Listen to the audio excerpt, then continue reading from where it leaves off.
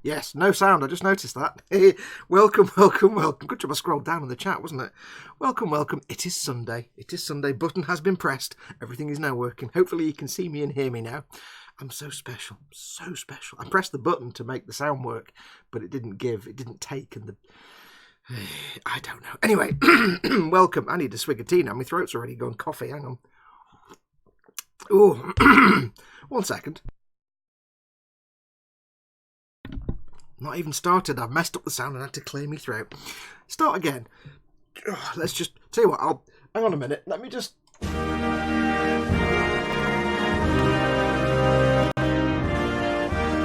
Hello, hello, welcome, welcome, welcome, welcome. It is. I know that was silly, wasn't it?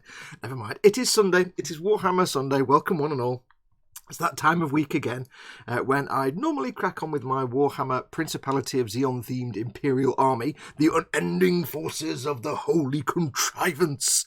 But I'm not at the minute. I'm working on my Warhammer Conquest massive backlog and just getting all the models for Warhammer Conquest built up and out of the packaging and onto the shelf or into the storage box, just so I can get round to painting them later on in the year. So at the moment, we're just about to, when we carry on today, we'll crack on with the Chaos Rhino, which I was building last week. Before we get going though, I want to give you an update on everything that I've been up to so far, so I'll do that in a moment. As always though, don't forget, this show depends on you guys in chat. I've got the chat here in front of me. Depends on you guys in chat to give me something to talk about. Because if I don't have much to...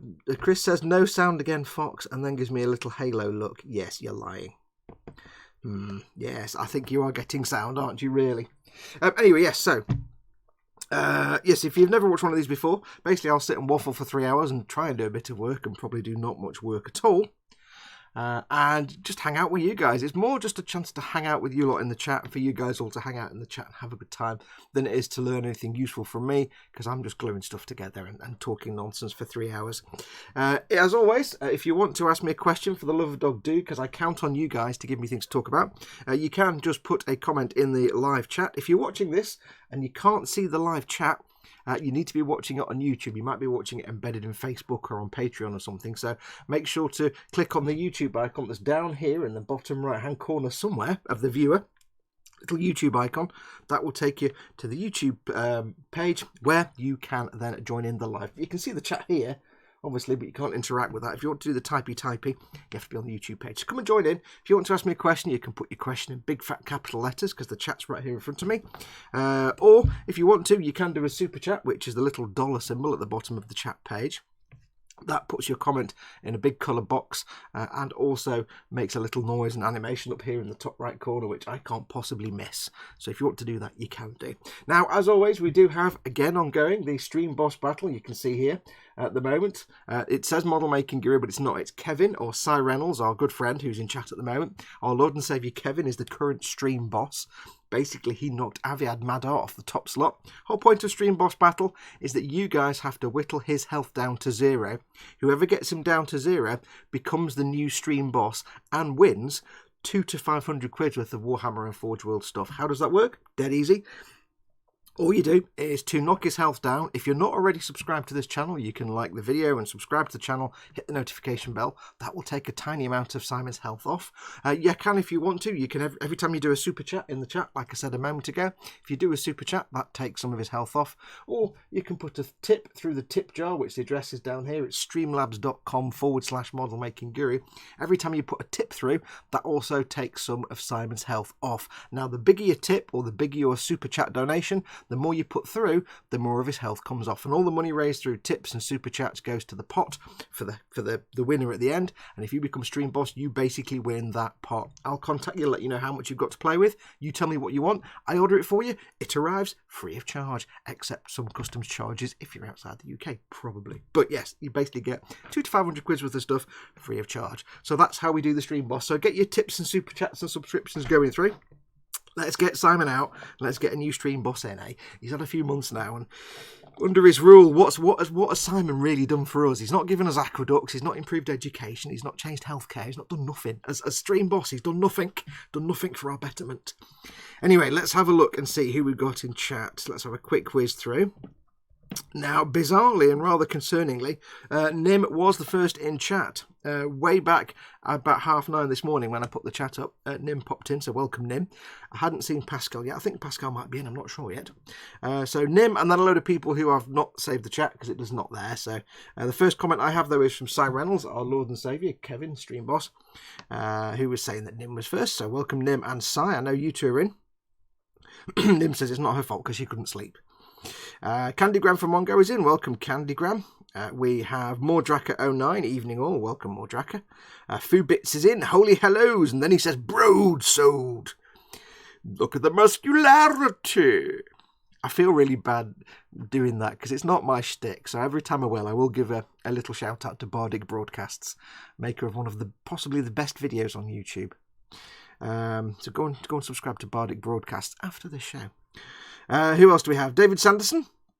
Hi all, is everyone here a member of the Boom Hut? I don't know. Maybe, probably, most likely.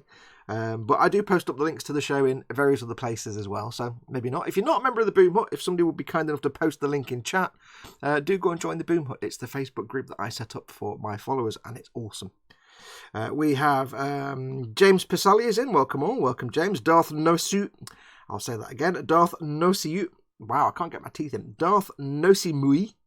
Nosimui? Nosimui. Darth Nosimui says, morning. Welcome, Darth. Not seen you in before. You're more than welcome. Andy McLeish says, Klaatu Barakta Nikto, and then gives it a quote and says he was watching Evil Dead. Epic fail. It's actually from The Day the Earth Stood Still. I know it's in the Evil Dead, but it's not a quote from the Evil Dead. It's a quote from The Day the Earth Stood Still. We Gort the robot. Klaatu Barakta Nikto. Yeah, you could have got an extra cool nerd card point there if you sourced it correctly. But never mind. Moving on. Andy McLeish says, plus the last time I was here the stream broke, so I was making sure I didn't break it again. It'll probably break. I'm sure it will. If Ted turns up, obviously the entire internet will fall over. Jamie Bone is in. Welcome, Jamie. Apparently he's watching about 13 different sporting events today whilst watching this, so that's quite impressive. We have George Gabriel is in. Welcome, George. George, have you noticed something about when you type comment? We have... He's not noticed, I don't think. Let's have a look. Who else have we got? Beyond Hope is in. Welcome, Beyond Hope. Dad, of course, one of your mods. Dad, who's lovely. And also Chris at Gross Models is another one of your mods. And all the mods are absolutely lovely people. They're all lovely. They'll help you out. They'll look after you.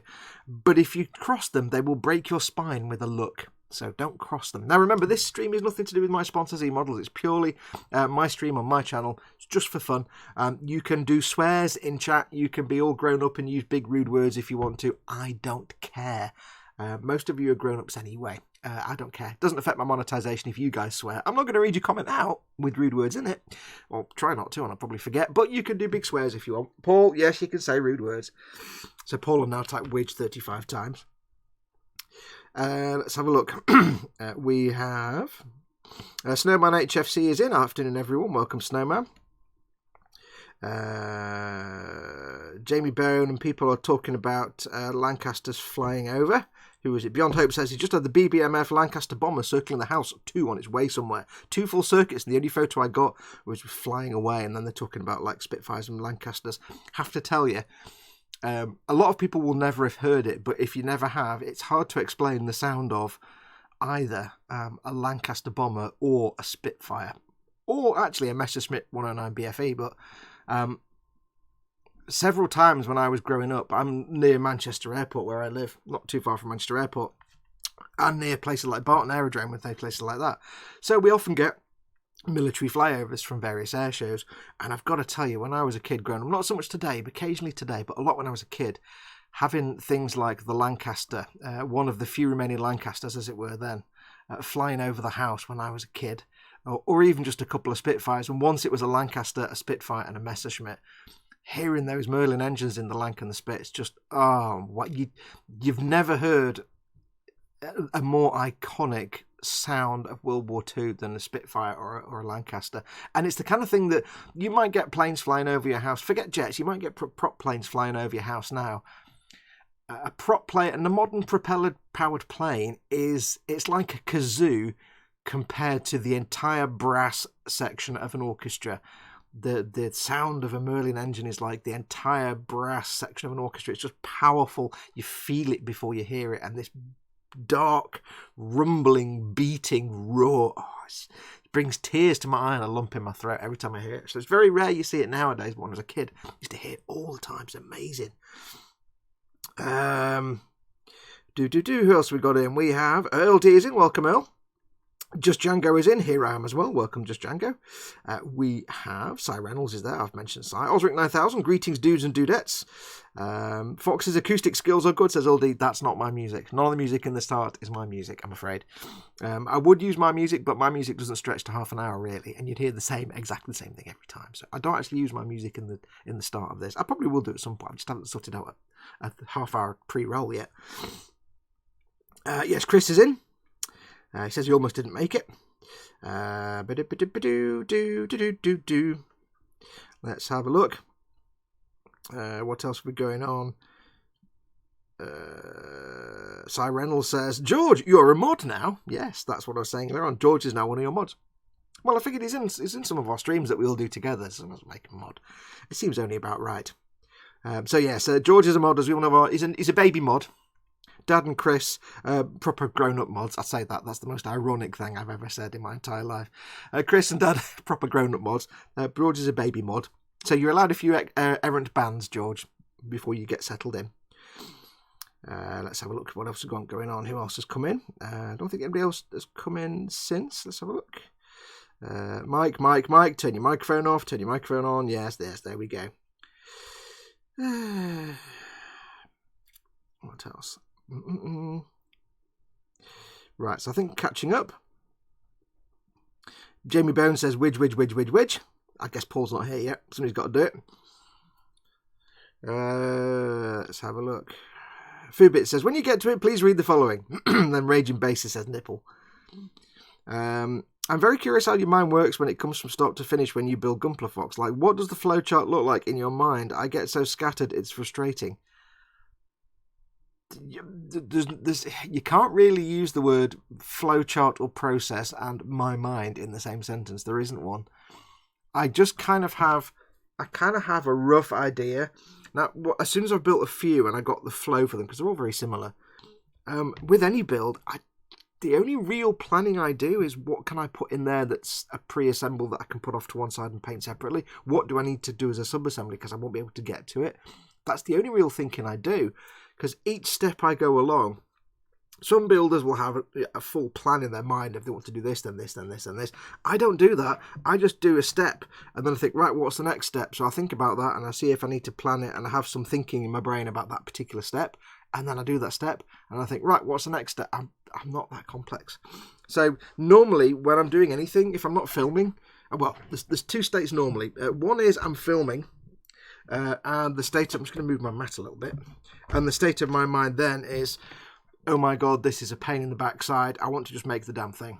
Because although you might not realise it, doing YouTube videos is a massive pain in the ass. It really is. I mean, I love doing it, and I love giving you the content, but in terms of when you just want to sit down and paint a model, doing a video of it, it's a huge pain in the butt. It's why, and people are surprised when I say this, if I do a build video, and I do, say it's a single episode build video, and it runs to, say, half an hour, which would be a miracle for me. Let's say I do a half-hour build video, and it's something that I could build and paint in maybe 2 days. That's probably taken me about 2 weeks, because it's when you're filming, it's stop, start, stop, start, stop, start. Literally, I can do a minute of filming and then 5 minutes of painting and then all the other bits, and then so like 5, 10, 15, 20 minutes of work just for one little bit of filming. And where I'd normally just paint something and go on to the next step and just dive in, I could paint a figure in a day, really nice quality. That would probably take me 2 or 3 days to build and paint a figure, or to paint a figure and film it, because you're constantly stopping and starting and checking your footage and checking the contrast and checking the white balance, the audio, and doing tests, and then taking the footage, taking the footage and making sure it looks okay so you don't need to refilm it. Because I'll often do a little bit and then stop the camera, go and check it, and if it looks terrible, I'll have to refilm it and start again. So, yeah. So I'm either cursing and swearing because I just want to paint the damn thing, but I'm having to film it, or I'm totally distracted by a podcast while I'm working away to myself. So, yeah, there's no real process in my brain. There's no real process in my brain, full stop. So, yes. Raging Bassist is in. Airborne Happiness, says Jamie Bow. Off to Dresden, says David Sanderson. We're talking about the Merlin engines. Wayne Haywood's in. Welcome, Wayne. Says the Lancaster flew over him earlier. Let's have a look. Oops, everything jumped. Somebody asked, and I apologise, because oh no, here you go. Moar Dracker says, so you did not hear the Vulcan bomber flying overhead. I've never actually heard the Vulcan. I've seen it when I was in the lakes once, and it was at Moar, was it Blackpool Airport? Is there an airport in Blackpool? I don't know. I was a kid. It's massive. Let's have a look. Nim Cinderin says, so it's like hearing a Kawasaki at a Harley Davidson. Yeah, a modern aircraft, propeller aircraft, is like listening to what we call a chicken chaser, a 2-stroke moped, compared to a Harley with a big fat exhaust and a massive fat middle-aged bloke on it with the Easy Rider handlebars. It's like comparing that to a chicken chaser. I don't think the fat guy's required. Actually, I went to Tesco's the other day. Actually, a little story for you, totally related. I drove to Tesco's the other day to pick up some food and supplies, and I was sat there in the traffic lights waiting at a red light, and the traffic next to me was going through on a filter, and like 12 or 13 or about 15 big, massive, classic Easy Rider style Harleys went past down the road, making a god awful noise. But the thing that I meant by god awful noise, I mean massive, loud sound. It's a great noise, but when you don't expect it, you might do a little bit of a poop in your trousers.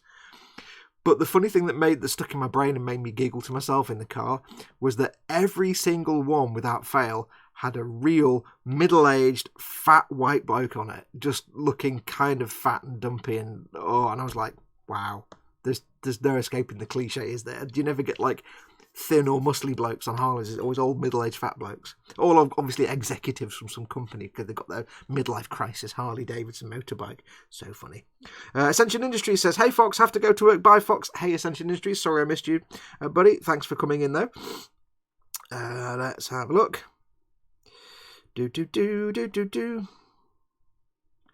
People are talking about stuff. Simon Reynolds says to Fubits, if you ever watch the Tested YouTube channel, you'll quickly come to appreciate Adam Savage. He often talks about how important an order of operations is. I have to admit, since watching Adam, since Adam's been part of Tested in the last 4 or 5 years, I have started to learn to organise myself a bit more. Not necessarily in the creative part of it, but to have tools ready and spaces. I really wish I had a nice tidy workshop. I really did. I'd love that place he works, his man cave. Raging Basis says Fox's process. The other thing he's taught me as well, watching Adam Savage, and it's still a lesson I'm trying to learn, is that when I was young, I used to just go, hey, let's have fun, and I'd make stuff and glue stuff together and put paint on and not really worry about stuff too much. As I've got older, I've got more cautious and less adventurous, and I start second-guessing myself and thinking, well, I need to paint this on there, but if I do that and it doesn't work, what if and that slows me down. It really puts a handbrake on the whole process. And one thing I've learned watching Adam is that he doesn't care. I mean, he's got a lot of experience, but he just goes in and goes, let's do this and let's do this, and I'm starting to rub off on me a little bit. I'm getting more adventurous. So when I had to go with the contrast paints and painted a poxwalker, that was like, yeah, let's just do it. There was a little bit of that. So I am learning slowly to just let go and stop overthinking things. I got to the point where I'm always second guessing myself, and it really kills the creative process. So one thing I would say is, don't think too deeply about the creative process you're in the middle of. Just have a rough idea and just go for it. If it doesn't work, like this is the 3rd time these guys have been painted, if it doesn't work, strip it off and paint it again. What are we? Let's have a look. Chat. I'm gonna have to quickly whiz through.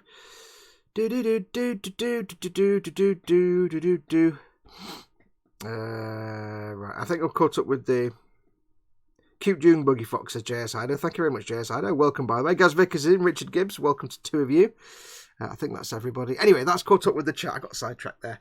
Yes. Before we get going, I wanted to show you what else I've been doing. This week I have, again, for the second time, I have stripped off all my Tempestus Scions, and for the 3rd time, when I get a chance, I will start to repaint them. I've got so much mixed feelings about Tempestus Scions because, first of all, I absolutely adore the figures. They look fantastic. The uniforms are brilliant. I love the look. I love the backpacks with the bedrolls on. I love the helmets with the googly eyes. I don't like the aerials. Half of these guys have got aerials snapped off because you ping them off. So, yeah, a lot of them have got missing aerials. I don't like that. But they are. I just want to paint them. They're so paintable. I really want to just get the paint on them and get them painted up. But I've messed up the paint job twice. I've just been schoolboy errors. So this is the 3rd time they're going to be painted. So these guys have been stripped down and repainted. Stripped them in the Dettol for 24 hours and scrubbed it all off yesterday and got them reprimed with the grey sear. I also had the... if you're making these yourself, I'll move these out of the way so you can see. This guy. If you get to the Tempestor, which is the sort of the commander character, you have a servitor which can glue onto the back of his coat, and it just sits there over his shoulder.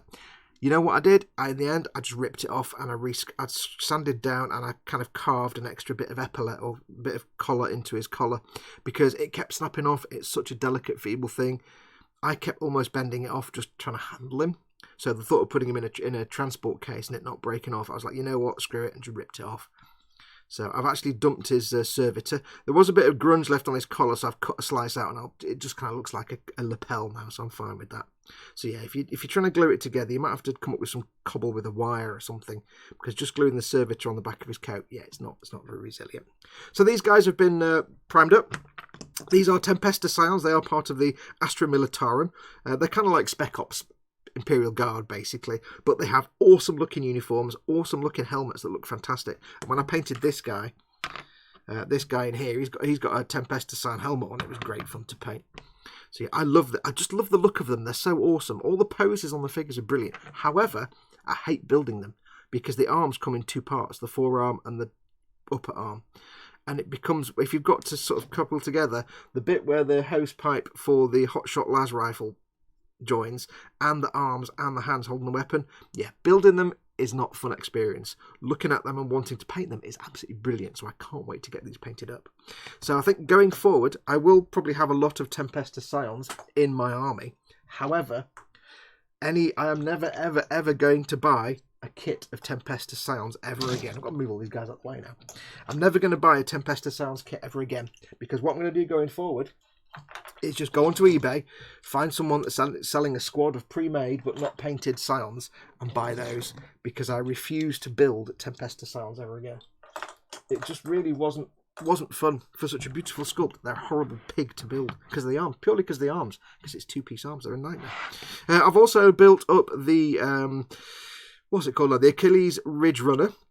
This is a Gene Stealer vehicle, and the reason I'm building this is, as you all know, I'm doing, for George in chat, your new baby mod, I'm doing the Sazabi version Kotoki, the Master Grade Sazabi for George, and it's going to have, if I can do it, it's going to have a Borderlands paint scheme on it. So the whole reason I've bought and built this and started painting it is this is going to be the test pig for the Borderlands paint scheme. So I've got it all assembled, I've got the figures, I've painted the figures. He's not glued in. I've painted the figures preemptively, but they're just painted. They're not actually got outlining on them because they're too small for me to do that. So I've got the basic colours. I've still got a lot to do, and then once I've got all the base colours down, I'll start the outlining because I've got some India ink. So that's why that's here. It's just kind of half painted at the moment. So that's going to be fun. And once I've tested it out on here, the reason I'm doing it on this is because it kind of looks like a Bandit Technical. So I'm doing it up like a Borderlands Bandit Technical kind of thing. So that's going to be my test pig. So I've paused on the Sazabi for the moment while I test out the paint style on this. And then if it works, if I can pull it off and if I can do the outlining, then I can go ahead and do the Borderlands paint style on George's Sazabi in anger. If it doesn't work out and if I find that the outlining is really impossible, then I'll just do George's sort of paint job without the outlining but everything else in place. Let's have a look. Now, there is one other thing. This week I did have occasion to go to the Warhammer store and first of all have a swig of tea. Big tea. And get myself some paints. But I also, while I was there, got myself the Boomdacker Snaz Wagon. Yes, if you remember a couple of months ago, I got myself the Rucker Truck Swig Buggy, which I built up and haven't painted yet. I figured what I might do is I might actually collect all the new walk vehicles. I've got the Squig Buggy. I've got this. There's a few others. I might get all the vehicles, get them all built, and get them all painted up, and then just sell them. Because I'm not obviously got an orc army, but they just look great fun. When I built the Rucker Truck Squig Buggy, I love saying that, Squig Buggy. It looks fantastic and it's great fun to build.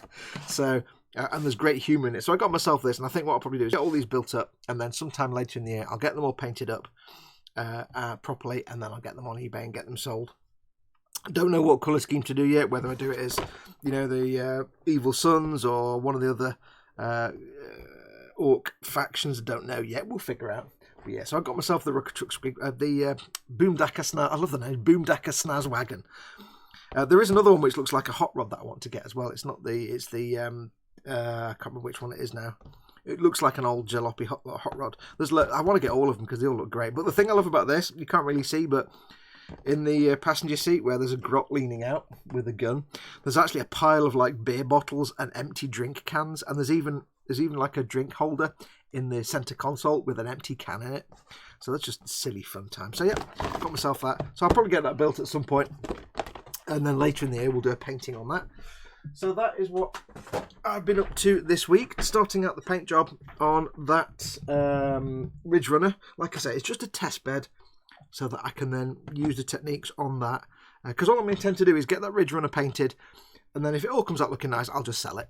But it's more a test bed for me to test out. If I can take a fine brush and my India ink and do delicate cross-hatching and outlining, because if I can, that's what's going to happen on George's Sazabi. Right, so let's have a quick look at chat and then we'll crack on.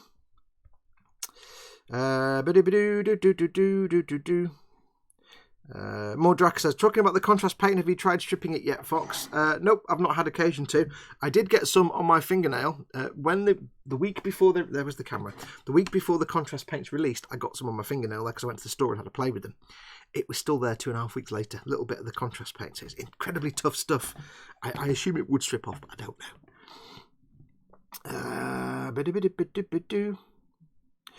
It works fine, mate. It's just an ink. It stains the primer, but not the plastic, says Simon Reynolds. Yeah, it is more of an ink, so it will kind of embed itself into the primer more like a stain rather than a paint. It's almost like wood stain kind of principle. It's more of a stain than a paint. So I can imagine it will strip off plastic because it won't do anything with that. It's just basically acrylic ink. It's kind of like India ink. It'll come off. But it's just really tenuous because, like I said, it was on my finger for like 3 weeks. Carbon fibre aerials are the way, Fox. Yeah, that's my big gripe with these guys. Is you can see one here. He's got no aerial on the back because just throughout the normal process of handling them to assemble them, I've snapped half the aerials off. The aerials look mint, but they are a real pain in the backside, and it's too small to drill a little tiny hole, and then. Because one thing you can do is I'd seen Ted do it. Ted gave me the idea. You get a bristle from a yard brush. Get your yard brush that you sweep the backyard with. Get a bristle out of that. It's just the right gauge for like aerials and things. Looks really good, but it's kind of too small to drill a tiny hole there. You probably could if you wanted to. The other thing, of course, is putting them in your transport case if you're going to go and play these. Yeah, that's going to be a pain in the bum. The other reason I've primed all these up as well is because I do want to go and have my first ever game. And the Tempesta Scions that I've got are kind of the most close to completion troop that I've got a codex for. So if I can get these guys painted up, I've got my Taurox already, I can get that painted up. I can probably throw in a couple of Astra Militarum vehicles by then. Once I've got these guys painted up, I can actually go to my local store and set up a game to learn how to play. So that's also why I'm kind of pushing those forward a bit. What we're talking about? What are we talking about? I've come to find that cluelessness Charles. Okay, we're talking about another YouTuber. I shall not get involved in that conversation. Tyrant Key. People talking about the George the Militarum. Okay, people are saying what the Tempesta Scions are. Yeah, they're like Spec Ops, Imperial Guard. You fight them alongside your like Imperial Guard troops are the grunt troops. They're given cardboard armor and a flashlight as their weapon. The Tempestas are like the Spec Ops. They're like elite stormtrooper types. See, Fox is just copying what I say now. I don't know what that's about. Adam Wakeling's in. Just logged into my computer. My phone battery was dying. Welcome. Let's have a look. I've got there is some conversation going on in the chat, but I'm not going to read it out because it's obviously discussing, I assume, other YouTubers, so I shall not read that out. Let's have a look. Heat up a needle, poke a tiny hole in the plastic figure for an antenna, says Candy Graham. No, that would make sense, but it's got a tiny little antenna housing that I'd want to keep. It's got like a little antenna bit and then the antenna itself, and it's so tiny. Yeah, I just want to get them painted and built now so I can play them. I'm not really bothered too much. It's fine. It's a bit of a shame, really, because they're so delicate. They look great, but just building them, especially with the fiddly ass arms, where you've got two-part arms that are a pain in the bum. Yeah, it's just not fun.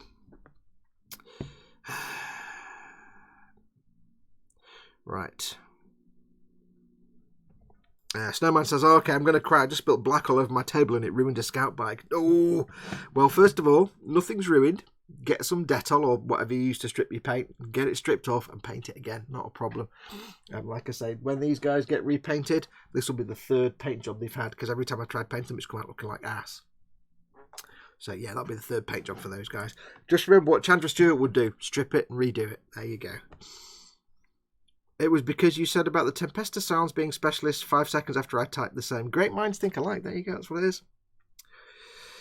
Why is the painting in anger, says Fox. It's a turn of phrase. It means doing something without a safety net and doing it for real. Like, how's the best way to explain? It doesn't actually mean in anger. It just means it's not a test run. It's the final thing. So like, yeah, what's the best way to explain it? I can't really explain. It just means doing something for reals rather than doing it as a safety netted test. So like the little ridge runner there, it's like my test, my test pig, my pre-run, my safety net. If it goes wrong, it doesn't matter. Nobody cares. I can just strip it and repaint it. It doesn't really matter. If it went wrong on your Sazabi, that will be a major problem. So when I'm painting your Sazabi, that's painting in anger. It doesn't mean I'll be angry about it. It just means it's doing it for reals, not doing it with a safety net.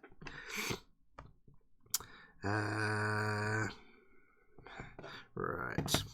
LD says, bit of super glue on a pubic hair, straighten it out, wham, new antenna.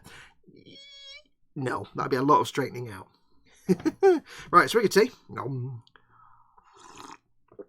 Oh, that makes more sense, says John. Yeah, it's a British idiom. Right. So where are we up to? So we got everything built last week. Last week I built the dude, the Chaos Marine that's hanging out the Death Guard. Well, it's actually Chaos Marine, but they're hanging out the cupola. Now, if you remember, the cupola this is from issues something and something else from the Warhammer Conquest part work. What I'm doing is I'm going through the Warhammer Conquest part work and just building all the models to get the models out of the way, because I've got a big pile of packages in the front room each month that turn up and I'm not getting through them. So I'm just building all the models so I can put them in skirmish cases and Crusader cases and on the shelf. Then I'll come back and paint them later in the year and do the filming for the Conquest build. But if you remember, the actual cupola ring here, is supposed to have a pintle for the gun, and it had snapped off. Luckily, I had a spare lying around from a normal Rhino, so that's why you've got a grey piece there. So he's been done. So all we've got today, really, is to put whatever goes on this part here, which is either a missile launcher, a light, or I think a Vox system. And then it's just sticky on the spiky bits. Spiky bits! I know. Sticking on the spiky bits, just to make it look chaosy. So that's all we've got to do today. Let's have a look. Tyrant Key says something. Fun fact, Tempest Scions were originally called Stormtroopers. Yes, they were. And as Tyrone also points out, they changed the name to something they could copyright. What happened was with over the last few years, Games Workshop did spend some time changing a lot of the names of things to stuff that would be copyrightable. And not because it was like interfering with someone else's copyright, but to make it harder to accidentally call your product the same thing, basically. So, for example, Tau, T-A-U. Tau is a generic word that means a lot of different things. So, it will be hard for Games Workshop to go after someone who made their product and called it a Tau, because Tau is also a physics term and lots of it's Greek, all kinds of different things. It's very generic. However, by putting an apostrophe in it, so T''AU, that's now impossible for anyone else to accidentally name something to ow, and then for Games Workshop not to say that's a copyright phrase. They can't copyright a word that already exists, like Stormtrooper, or Tau, or it's like calling something lemon and then trying to say, well, you can't call your thing lemon because we've got the trademark on that. Well, no, lemon's a generic word. It's nonsense. Or fluff or whatever, you can't name it fluff. But if they put an apostrophe in there to make it ow, that's not a generic word. No one else has any reason to use that. So if anybody does, Games Workshop can hassle them and say that's our trademarked. They can trademark it, basically. Same with Tempestus Scions. Tempestus Scions. Scions is a real word, and Tempestus, I think, is a real word in Latin. They do like to use their fake pretend Latin, but Tempestus Scions together, yeah, they can copyright that. There's no other reason anybody else should use that name. So there you go. So they did change a lot of names in things. Why they changed... was it the Eldar that were changed to Drukhari? I can't remember now. Changed a lot of things anyway. A lot of names changed over the years, just because then they can easily copyright them. Right, so we need to make the second cupola. And I think what I will make here, I'm going to make the big shouty Vox face, because it's more interesting. I'm going to make the big shouty Vox system. Let's have a look. Yes, George says like Astra Militarum instead of Imperial Guard. Yeah, Imperial Guard, again, I think that's been used so many times. Whereas they now call it Astra Militarum, which is partially Latin and partially made up Latin. There's no reason for anybody else to use their phrase, Astra Militarum. It's something they can definitely copyright. If you're going to name a product, it helps if you use a made-up word that doesn't exist anywhere else. They tried to copyright Space Marine and sue a self-published author on Amazon, lost due to the fact the term of Space Marine was first used in a 1930s novel. Yeah, the same thing. They did try it once, but Space Marine has been around for a very long time. I think that was before the new management took over at Games Workshop. I think it was about 2012. The old CEO and the old way Games Workshop was rubbish. They weren't customer friendly. They didn't have any good community. New CEO comes in, I think, around about 2012. Everything changes. You get Warhammer TV, you get Duncan, you get a Facebook account, you get community outreach, you get lots of humour, you get name changes. And you get them stopping these stupid things where they try and say, Space Marine is ours. Actually, it's not. They can't. That's why they changed them to Astarte. They were always called this, but now they'll say Adeptus Astartes, a more than Space Marine. They'll say Astra Militarum, not Imperial Guard. It was Dark Eldar that became the Drukhari, that's it. There we go. Oh yeah, Dad's asked a question, I think. Dad's asked the most important question for the whole day. What's on your bench and what is in your belly? Now, I've not done any building yet, so I'm going to start some work. I haven't had anything to eat today. I am absolutely ravenous, starving Marvin. But I'm not going to eat anything. But for dinner tonight, I will have, on my bench, obviously, is the Chaos Rhino. However, on my bench, no, in my belly, later on, there will be, what do I need to do? They're non-numbered parts. All I can smell, by the way, is Dettol. Yeah, I can still smell that Dettol goodness. So I need random part. Doesn't tell me, it doesn't really help me that, does it? Let's find the parts then. It's going to be... There's my shouty demon mouth, which I shall zoom in and show you because it does look like a lot like. Where's my zoomy tool? It just makes me think of Dungeon Keeper. just straight away Dungeon Keeper. I think it's a Vox system. It's like a loud hailer system for shouting propaganda at the enemy. Like somebody said last week, it's a bit like the Noise Marines, it's the audio system. Right, so we're going to basically trim these off. I'm using my god hands because these nubs, the connection points on these pieces are on this sprue is actually quite small, so I'm not too fussed about using my beautiful, beautiful god hands on this plastic. Not too fussed at all. If I can get this, hang on, I'll do it off camera because I can't get me nippers in. Get in there, lads. There you go. Move these out of the way. So we've got the shouty mouth. We've got this widget here, which I think is the thing it needs to go on. Again, these are all I need my big nippers for that. These are all unnumbered. Do I need big nippers for that? No. There we go. Big nippers.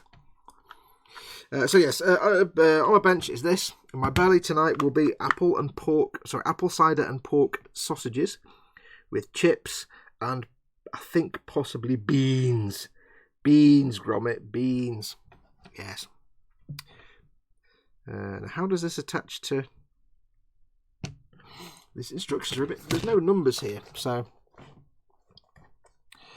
I want this piece there. I don't know where the camera is.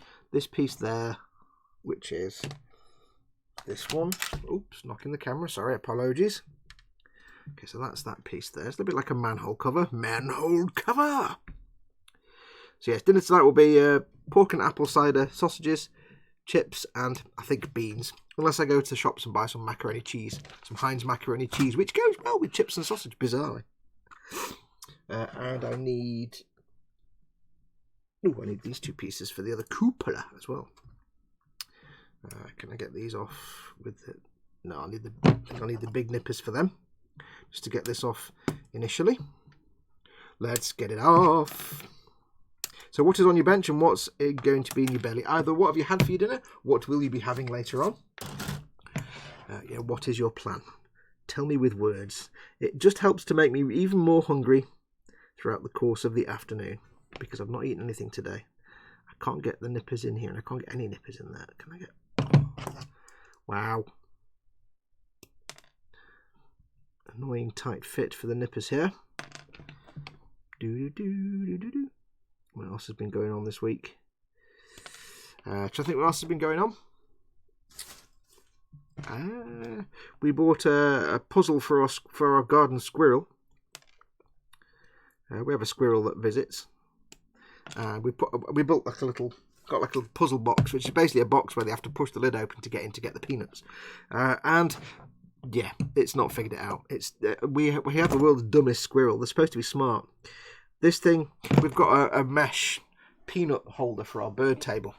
It's like a hanging basket thing with peanuts in it, and the lid on the top is where you put the peanuts in. Now it's not locked; it just flips open with no effort whatsoever. And the squirrel could easily flip it open and get in there for the peanut. Hadn't figured that out. It's not figured that out. It's trying to get it's chewed through metal mesh rather than figure out the top opens. So the fact it hasn't figured out how to open this simple wooden box with a really obvious openable lid is quite amusing, really.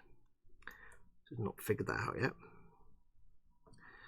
We got a secondary little hanging feeder for small birds, because we get like a few, little feeders and stuff. We get like, the usual blackbirds, and we've got the wood pigeons, and we've got some magpies. We've got a little family of magpies that come visit and feed. They're all kind of fascinating to watch. So we got another little hanging feeder, which is aimed really at small birds, so big birds can't get on it. Because the wood pigeons and the magpies, they'll eat everything in like 5 minutes. It's like a famine. It's like a plague of locusts. So we got a little thing for small bird feeding station. And within 5 minutes of filling it up with bird seed, like 3 million starlings appeared from nowhere, constantly fighting each other, because it's like one family. Constantly fighting each other, constantly flapping wings and jumping around. Within like 10 minutes, they'd emptied the entire feeder of seed. It's like, holy crap, where did that plague of locusts come from? It was insane. So we had to stop using it, because it was like, literally, you fill it up, 10,000 starlings appear. It's like, it's not great. That's not great. Because they also kind of like, they just poop like a hose pipe. So everything was covered in bird crap. It's like, oh, yeah, let's not use that feeder. So it went a bit wrong. So, yeah. And we've got, what else we've got? We've got a robin that comes in and feeds. We've got lots of little blackbirds and thrushes and things. A few sort of, blue tits and things like that, little chaffinches. Not many sparrows. We used to have an acacia bush in our garden many years ago, and that used to be the home for like 12 trillion sparrows. But since that's long gone, sparrows are kind of far and few between around here nowadays. Which is a shame, because sparrows are awesome. It's like little bouncy things. Now, I don't think I need to worry about the nubs on the inside of this nonsense here, because this is going to go around the cupola, I think. This could, of course, go horribly wrong. It sits like that. Oh, I see. It's very nice. Very swish. So it sits a bit like... How does it sit on there now? It needs to go on the outside here. I assume it sits... How does this attach now? Oh, I see. It just kind of sits on top like this. How's that even going to... That doesn't... Am I... With the instructions show putting those spiked bits around the cupola. But then from that point onwards, it's optional. You don't see them. They don't put them on. Which is a bit weird. Okay. So they don't actually... That's weird. Because if I have that there, if I have the cupola there and then the spiky things on the outside, they're kind of just going to get in the way of that. Which means I can't then have the shouty demon head. That's a bit pants. I know it's all options, but it seems a shame. Also, doesn't really fit there either. Add these things to the kit that don't actually fit. Yeah, we'll just leave them off. We'll just leave them off, shall we?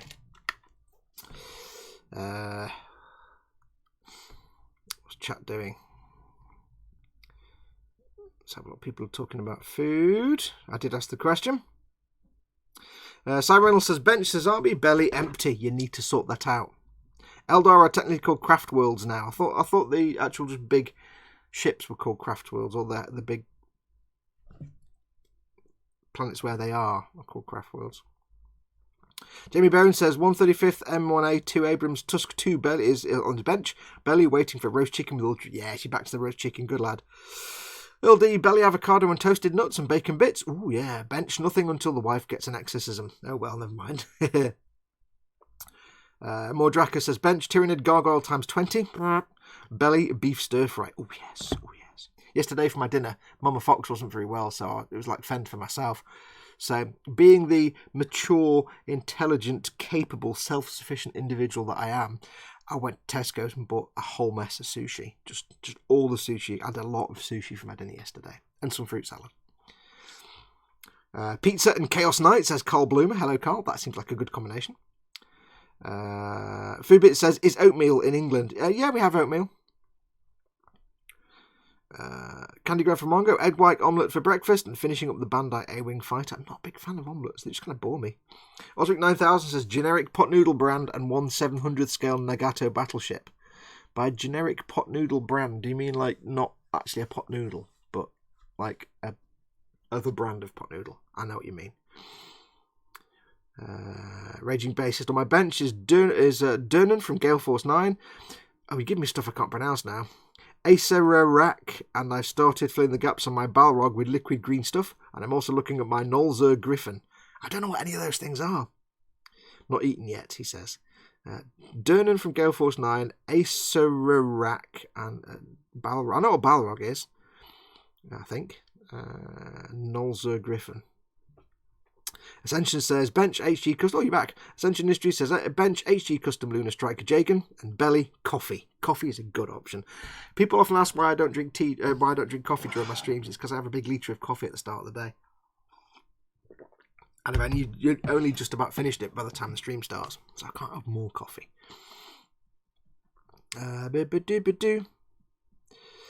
Cynical Manx Steve says, welcome Manx. Steve says, knock off Aldi Pringles and scratch built spaceships. Yeah, knock off Aldi stuff. Best thing about Aldi, Stollen. Stollen at Christmas time. I get so fat at Christmas time on Aldi Stollen. If you don't know what Cynical Manx Steve's on about with his scratch built spaceships, do go and have a look in the boom hut. You scratch build stuff just out of yogurt pots and bits of plastic and stuff he buys from the pound shop. Go and have a look. It's great stuff. Ian's car is in. How are you all doing? Welcome, Ian's car. Welcome, welcome. Skullfish is in. I need to have a soundbite with that, with an echo on it, or just develop an echo. Quano Man is in. Welcome, Quano Man. Foodbit says maple cinnamon oatmeal and milk with a dab of peanut butter. Christ, 38 and I still live like I'm a college student. Why not? I still eat pot noodles for dinner sometimes with bread, because I've always been a child. There's nothing wrong with eating like a child. Crosswords for squirrels, says Skullfish. Not quite that. Eon's car says bench Primaris Marines, shading and layering food for later pasta bolognese. Ooh, yeah. Also says Foodbits, Master Grade G Gundam on the desk, though I may need a break from that. Yes, it's a bit intense. Cy Reynolds says student food is often amazing if you get someone that can actually cook, of course. What? If someone can't cook super noodles or pot noodle or beans, then they're not a very good student. Student food, pot noodle, super noodles, toast, beans, beer. That's the entire student menu. It's all you need to know about. Nothing else is relevant. Obviously, yeah, chocolate and stuff, snacks.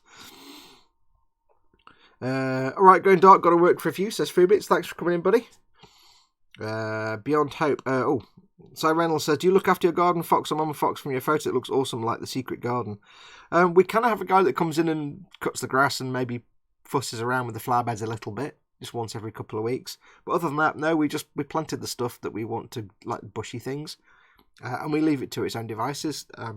As you get towards the end of the garden, which you never normally see because you've like got a civilized part of the garden here, and there's like a bit in the middle, and then as you get towards the back, it gets less and less kempt, more and more unkempt, towards the very back where there's a shed from that's been in a state of disrepair for almost 40 years. It's basically a pile of wood and bushes and overgrown. So we leave the end of the garden overgrown. So we do very little. We just say the gardener trims the grass, keeps the edges of the flower beds nice. Other than that, we just leave things. We let them do their own stuff. Got a family of blackbirds who are very friendly with us, says Beyond Hope. They even wait at the back door for food. That is adorable. Family of robins are getting used to us humans and have nuthatches and jays visit as well. We've had the wood pigeons in our garden for years, and they vary. Some years they get used to you, so you can just be walking around in the garden and they don't really care. And some years they're really skittish and they fly away. One year we had a baby wood pigeon. You could tell it was a baby because it was all fluffy and didn't have the ring around its neck. And it would sit on the feeder while you were trying to fill the feeder. It really did not give a crap. It was like a honey badger. It'd just give you the evils and stare at you like, what are you looking at? Oh, I'm gonna break your face. And then it'd sit and glare at you and you walk off and they'd just carry on eating. So, yeah. Most of our birds are fairly skittish. They've not got used to us yet, even though we've been doing it for years, and we feed them. We're their entire source of food.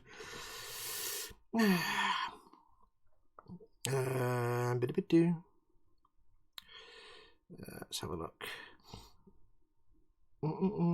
Ty Reynolds says, I'm on it. Me and the missus are celebrating an anniversary tonight. She bought me Wagyu steak. Oh, Wagyu's nice. It's nice. Wagyu is really, really nice. If you go to Iceland, bizarrely, Iceland, the store, if you're in the UK, Iceland, you know, mum goes to Iceland. You might think Iceland's terrible, but often you can find some weird stuff in there. Once we went in there, we came out with some Wagyu steaks, some crocodile fillets, kangaroo steaks, and loads of other weird things. I didn't like crocodile. You cook it fully and it's still pink. It wasn't nice.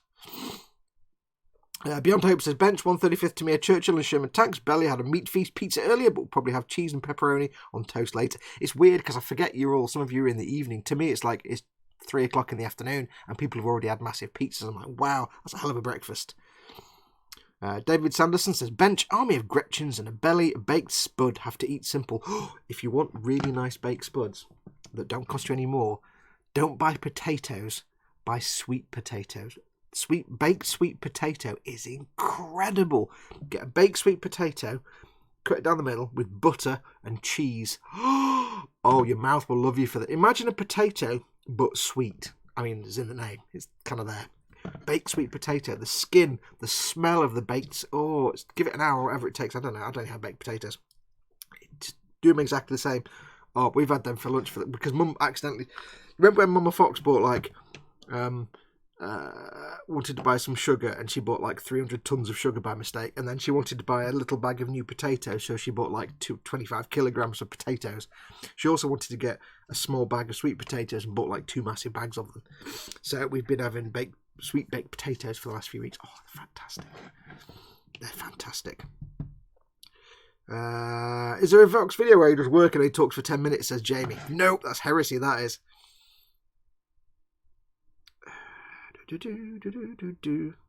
They sell ostrich. Yeah, we've had ostrich. When my dad, many years ago, when my dad was alive, he had to go on a low-fat diet. So, because he had a kidney transplant and stuff, and he had to go on a low-fat diet. So they said, if you've never had it, try ostrich. It's the same as beef, but with almost no fat. And it does taste exactly like beef, except it costs 55 times as much. Let's have a look. Anyway, let's go to work, shall we? Let's have a look. Swig of tea. When I talk about student food, I mean proper food with actual nutritional value, says Simon Reynolds. That's a contradiction in terms. There's no such thing as nutritional value in student food. Student food is toast, beans, pot noodle, super noodles. That's it. That's your entire student budget food thing. Shut up, Fox. Do some work. Right, so we've got to trim these parts. Yum yum. Oh, belly yum yums. Oh, I love yum yums. Oh. If you don't know what a yum yum is and you're in the UK, go to your local Greggs and ask them for some yum yums. Oh, They're like donuts, but like a billion times better. Like the Americans think they know about donuts. No. I'm sorry, Americans. You haven't got a clue. If you've not had a yum yum. Oh, yum yum. Oh, yeah. Yum yum. And I've forgotten what was on his bench now because I've just got distracted by the thought of yum yums. Golden syrup, says Jamie Bowen. Oh, you're all talking about things that I want to eat right now. I'm getting no work done because you're all talking about delicious foodstuffs that I can't stop thinking about now. Yeah, it's all gone wrong. I shouldn't have asked.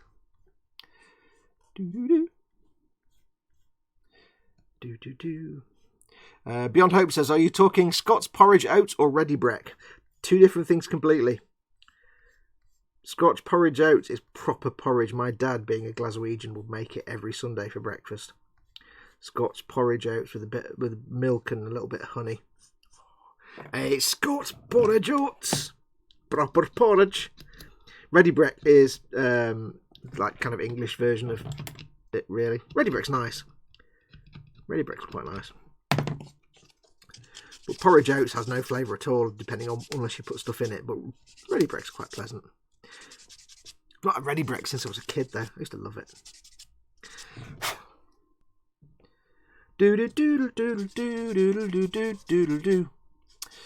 Colin from Festa 67 Workshop is in. Another one of your mods. Welcome, Colin. Another one of our lovely mods who will be absolutely geniusly friend to you. Lovely, lovely guy. But if you cross him like the others, if you cross him, he'll break you with his little finger. He'll break you in two. Snap your spine. So don't cross him. But like I said before, remember, this is my stream. I don't mind if people use rude words and stuff. Big swears are fine. The only thing I ever ask is don't be a tool. Don't do politics. Don't do religion. You can do sport if you want, but I don't like sport. And I don't know how many people actually want to talk about sport in my chat, but I don't really care. But yeah, you can swear if you want. Just don't be a spoon. The mods will look after you. And I've said this before, and I'm going to say it again, actually, because I occasionally have occasion to say this. Earl D says Victoria sarnie, jam bread, butter, a batter deep fry and plunge in sugar. Jamie Bowen says, what about Krispy Kreme donuts? They don't even begin to compare to Yum Yums. If you've never had a Yum Yum, you need to go to your local Greggs and buy a Yum Yum and eat it with your face. Yes, but what was I saying? Yes, I'd say it occasionally when I'm reminded, when I have occasion to. But I want to just take a moment to first of all say, good God, look at the slippage on that. Holy Christ.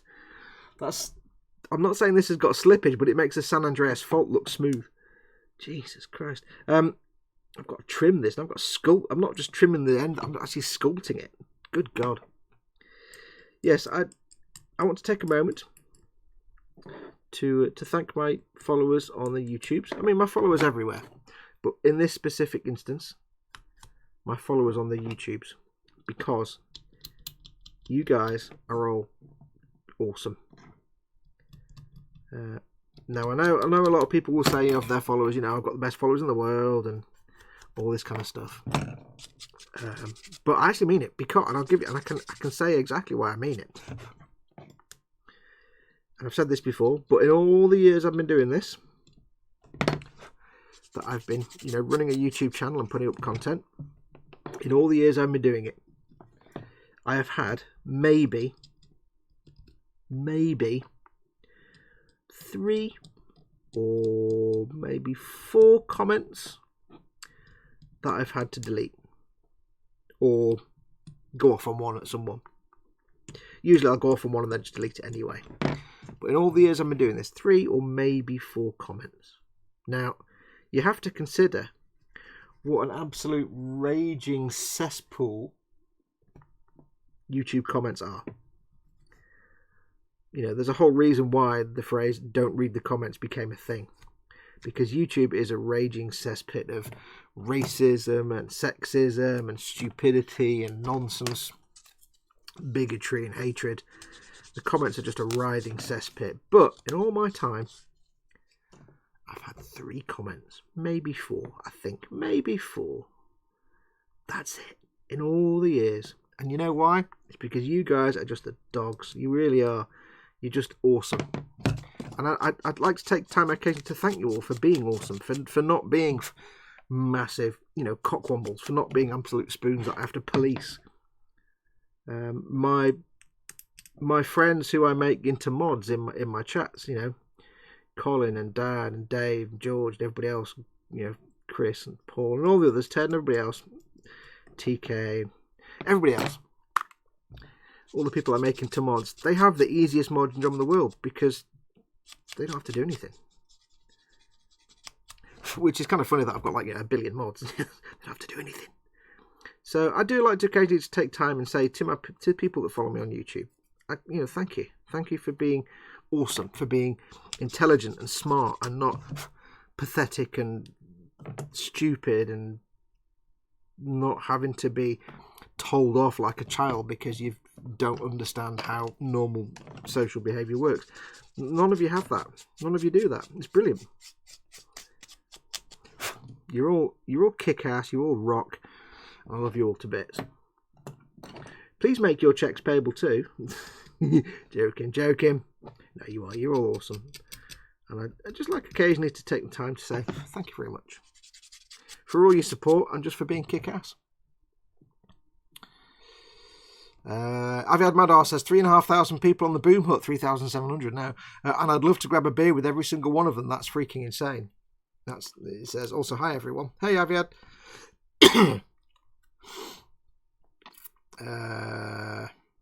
Let's have a look. I deleted one off my videos today because an absolute condescending C word, says Alexa Doof. Yeah, and that's the thing. Everybody, right body, why body, why. Any of you out there who run your own YouTube channel, you'll know exactly what I'm talking about. You know, any YouTubers out there. I know Alex has got his own channel, a load of you out there have got your own channels and you do stuff. You know, you get idiots. You have to police your comments. You have to police the channel. Now, I'm not going to say that I've never had some real, you know, forehead slapping moments. Of course, I get comments occasionally where I sit there and go, really? Really? You know, I might get someone, and this is the God's honest truth. For example, I can't remember the specific video, so I'll make a video title. Imagine I did a video called How to Gunk Wash with Starship Filth. I guarantee you that at some point, somebody will put a comment saying, hi, love the video, what paint did you use? There's always one. But I don't mind that, because that's just, you know, that's like language difficulties or other things at play. That's, you know, that's not a problem.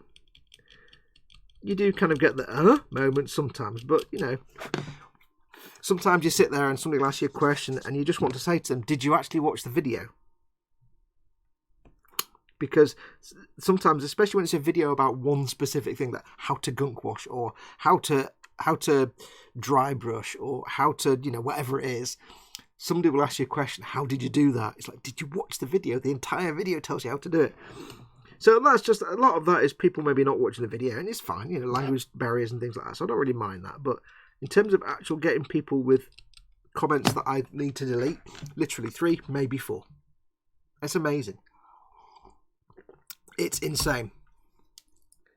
You know, and I look at the chat and comments on other people's videos, my friends on YouTube that do content, and just the channels that I follow. You know, even you know, big name channels that I follow. You know, and I look at the comments and they get such crap comments and such nasty things going on in their comment sections and in live chat and their streams as well. And I seem to have just remained aloof from all that. Not aloof from it, but I seem to have avoided it. I've never had that problem. And I can only thank you enough.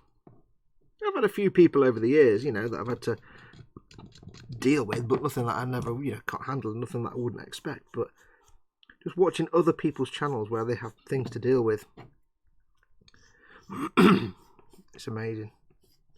And it's got to the point where basically I pride myself that I will always answer 99.9% of comments on my videos.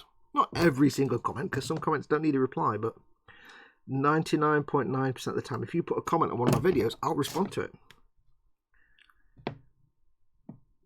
Whereas you look at some other channels and they get so much dross and nonsense in the comment sections, they just give up. They're just like, I'm not going to respond to anything because there's no point.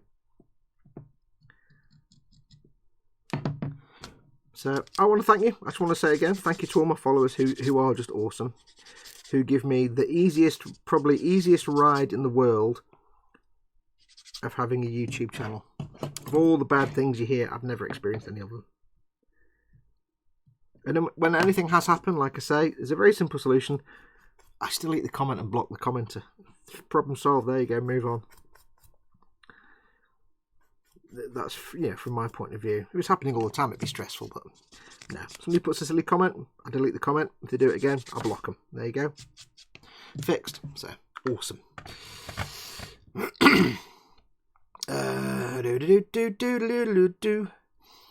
Zach deals with this on the daily. I don't know how he has the patience like that. Yeah, I was going to say, looking at, get comments on some of Zach's videos, Zach Aurelius. Some of the comments on his videos are just like, wow. And some of the on the chat sometimes, I don't get to watch a lot of Zach's live content because I just don't often have time, or because YouTube's algorithms are so bad, they never tell me when people are live streaming. I watched a few of his live streams, and most of the time the chat is on there is fine, but you get a lot of tools basically. I don't know how I've managed to avoid it. I do not know how I've managed to avoid it. So I just want to take the time to thank you all. You're all just goddamn awesome. And I love you all to bits. And I don't know how this thing goes together. It goes like... That goes on... How does... What? Wow, this is... Right, this needs to go... thusly, like that, you see? This needs to go here. Then Shouty House McFace Demon Face goes here like this. That makes sense. Gotcha. Gluing time. Let's glue the thing together.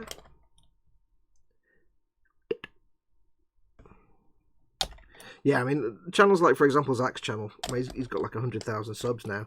I'm still on, what, 21,000 subs. So I only get, I don't get massive numbers of comments on my videos. I can cope with it.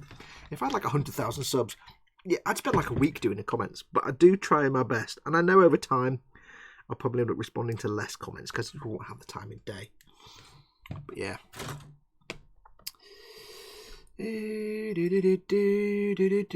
Client Fest67 Workshop says, yeah, I had a comment the other day picking on his multiple sclerosis shakes. Yeah, you get that sometimes. You get not necessarily cruel comments, but I suppose if somebody doesn't know, how is this even supposed to attach? And that might just be a case of, oh well, come off, why don't you? That was just a case of saying whatever, I don't think I've actually had anything personal like that. I mean, I did get a comment once, and you'd think it might be a comment that you get rid of. Like, it was one guy complaining because one thing I wasn't aware I was doing, because I get like I get cotton mouth. When I'm doing videos, I often get cotton mouth, I've got dry mouth. And I was kind of going a lot when I was talking, because I was just like, I was dry mouth. I didn't know I was doing it.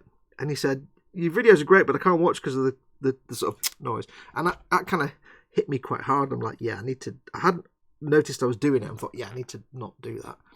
So in that case, that was a bit harsh, but it made me stop doing it, which was good. How is this even supposed to attach? I don't even know. This is so badly signposted in the instructions. I demand a refund. That's going to go on there. So we'll glue this thing. Hang on a minute. Again, if I put that there, is that going to fit?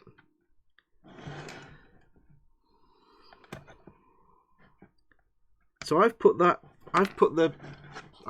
hatch here. The hatch is completely in the way of anything I put here.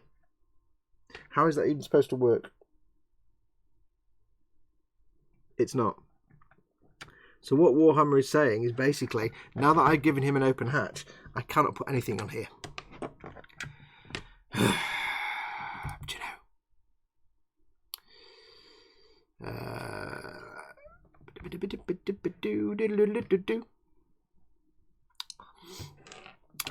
Chris at Gross Model. So I actually use many of Fox's paint names in my local Warhammer shop. The manager is in the Boom Hut. Oh, cool.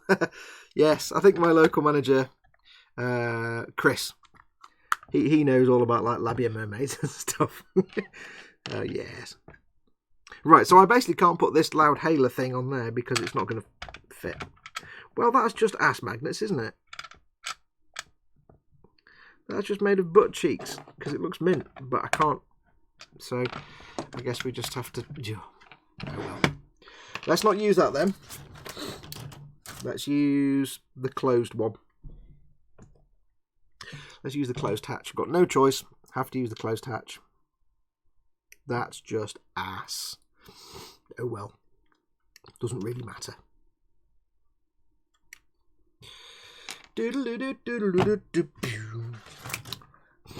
Which I suppose means I could put the spikes on this thing now, except it still doesn't fit anyway. Oh well. Put them in there. So, question, says Gaz Vickers. Do you fancy storming Area 51, and how many of those fools do you think will survive? Yeah, none of them will, because they'll all be millennials that don't understand anything. Yeah. It's quite amusing, this let's all storm Area 51. Nothing's going to happen. Nothing is going to happen. It's generated a lot of interesting and funny memes, I'm going to give you that. But yeah. Nothing's going to happen. It would be hilarious if like 300,000 people did turn up and actually stormed Area 51. It would also involve a lot of people getting killed. Because, yeah, they'd just shoot you. But yeah, it's not going to happen, but it would be awesome.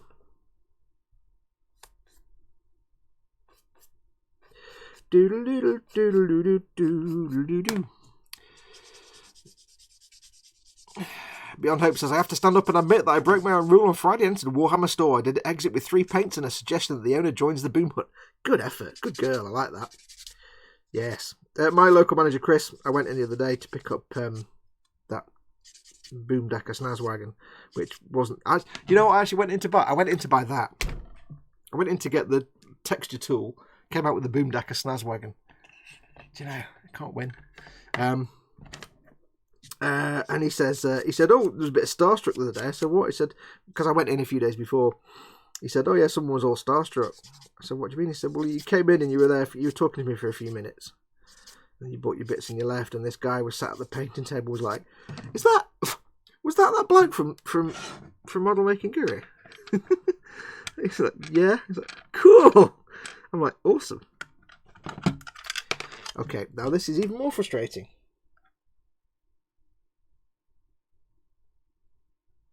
Now this doesn't actually fit on there because it's got these hinges on the back. Oh, do you know? Oh, so it's going to have to be that one. Is there an option for just having nothing on it? Does it even tell you that? Because basically, I've kind of shot myself in the foot now. I've got no option but just to have nothing at all in there. Well, that's just ass, but never mind. What can you do? Can't do anything about that. Yeah, so apparently the chap in the store was like, I think that's what he said. He just recognised me by my voice alone. I was only in for a few minutes. I was like, cool. Right, so, albeit reluctantly, I'll stick this puppy down to my finger. Yeah, brilliant. There you go, Fox. Just got a big fingerprint on it, you spoon. If you get fingerprints on things with the glue, just go over it with some more glue. It'll settle it down.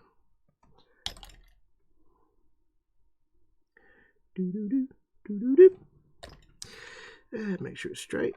Yes, that'll do. So that can go there. This chap here. See, I would put the spikes around him, but I just can't get them to fit. Just make sure I'm up to date with the chat. I probably missed a big bit of chat, so if you've asked me anything or anything that I've missed in the last 5 or 10 minutes, please do just repost it in caps, because I've been doing this bit. Is this... How does this even fit together now? I don't know how this works. Nonsense. Absolute nonsense. I don't even know how that would fit. Well, let's just not fit it. There we go. Let's just glue this thing in. Now, handy tip here. Haha! I'm not actually going to glue the dude in because I want to be able to, first of all, paint him easily, but also, if I ever need to take this apart, I can do. I'm not actually, I don't think, going to glue this top on because although there's a little tiny gap around the seams, around the edges, it's only the same kind of gap that you've got around all the doors and the panel lines. So if I was to build that,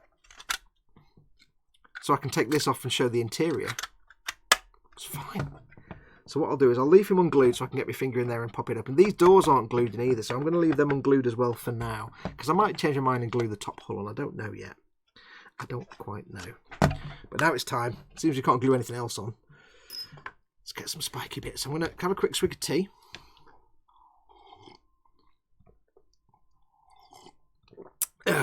Big swig of tea. Right, what are we talking about? Any suggestions how to cut a piece of rectangular styrene at a 30-degree angle? Carefully, says Jamie Bone. Yes.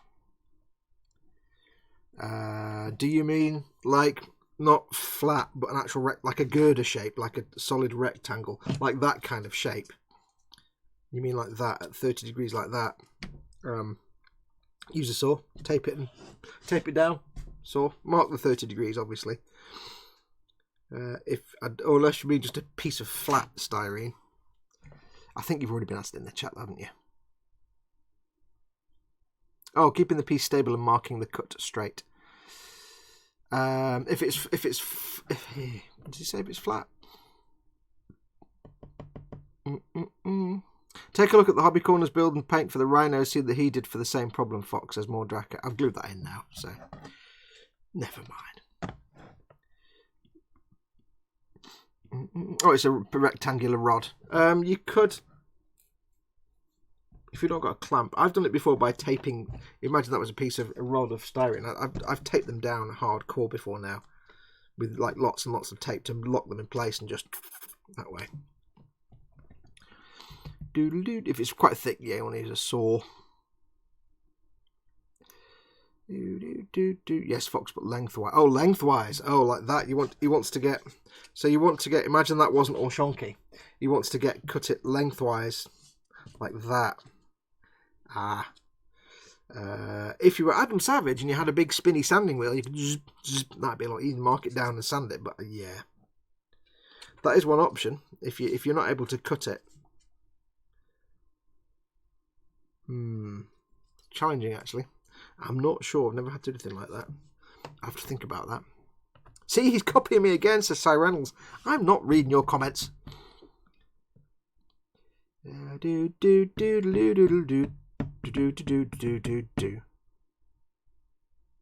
Anyway, let's have a swig of tea.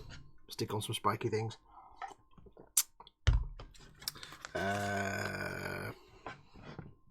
All that, having said, I've glued that in now. I suddenly thought I do have, obviously, that, and I do have the pintle-less top piece. So if I wanted to, I should have glued this in, haven't I? So if I thought, what I could have done is mounted a magnet on that, somehow magnetised that, had that, and then I could just replace this with that with the other pintle. But I've glued that in now. Oh well, doesn't matter. Doesn't matter. I mean, it's now a Rhino with no missile launcher on, but yeah, it's gonna be one in an army, I think. Poke it from behind, Fox. It won't be set yet. I don't want to mush it up though. Actually, I forgot I can take that off. So I can still I could put a magnet in there. It's very small. I mean, I've got small, tiny magnets, but I could get a magnet in there. Got some gloopy plastic in there. That's not very good. It's not quite centered. Okay, so what I could do, here's a solution. It's not a brilliant solution, but it is a solution. Let's see if we can do it. Let me find magnets. Magnets of all shapes and sizes. Tiny, tiny magnets. These are tiny, tiny ones. That will go quite nicely on there. Yes. It might look a little weird. It'll kind of stick up a little bit, but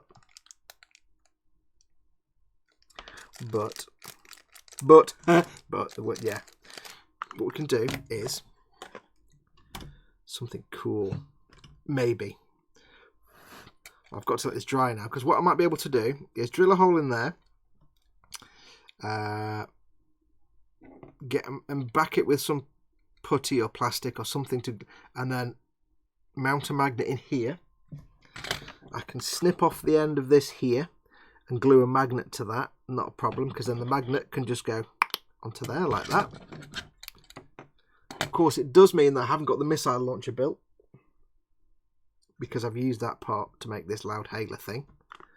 But either myself, because like I've said before, this is the Warhammer Conquest thing. Once it's all built and done and painted, one army's going to go to me and one army's going to go to George. So whichever of us takes over, it's not going to be hard then to find some, buy some bits on eBay, so we can also build like the missile launcher or the searchlight. I mean, you wouldn't really want the searchlight, but the missile launcher you'd want. So it wouldn't... Well, having said that, I can still make the missile launcher, I think. Yes.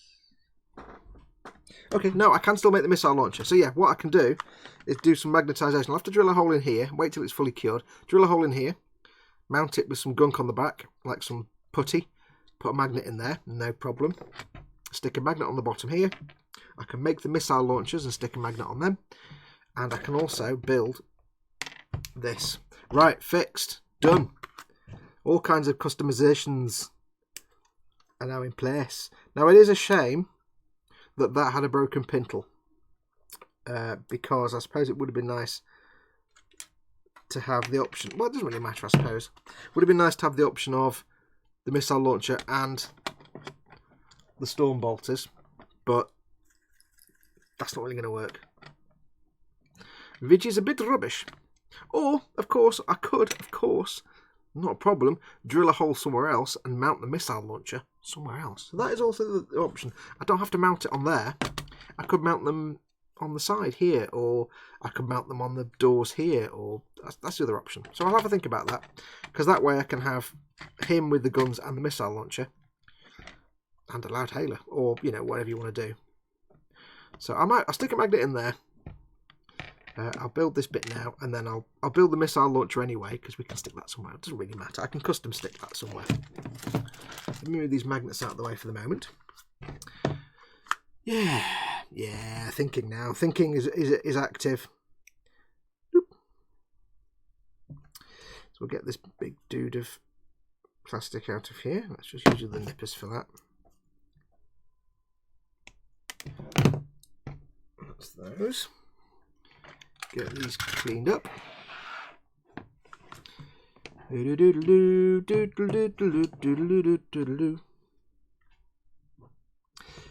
you not build a beveled box? We're talking about cutting the thing already. Still, I used the other back part and put the missile launcher on that, inspired by Dad. The other back part. I don't know what the other back part is. Oh, I know what you mean. You mean? Oh, I think I threw it out. I meant to put it in my bits box. I think I actually threw it out. You mean the other panel here? Yeah, I mean, I could mount that. I could mount the missile launcher. It doesn't have to be mounted to that little hatch, does it? We'll figure something out. Good thinking, Girl Wonder. Right, let's get this cleaned up. Because then, if I'm not gluing the cupola in with the guy in anyway, it means you can just swap out the cupola. So, for example, like I say, whichever of us get this at the end, whether it's me or George, just so you know, George, I will provide, because we'll probably have similar options on the Space Marine Repulsor. So what I'll try and do where I can I wasn't really going to magnetise stuff, but I thought, thinking about it now, I'm going to need to, aren't I? I'll provide as many of the options as I can on each of these. Because it might be George that gets the Death Guard on, I don't know, yeah, it might be me. But then I suppose it'd be nice to have the option to change your bits around.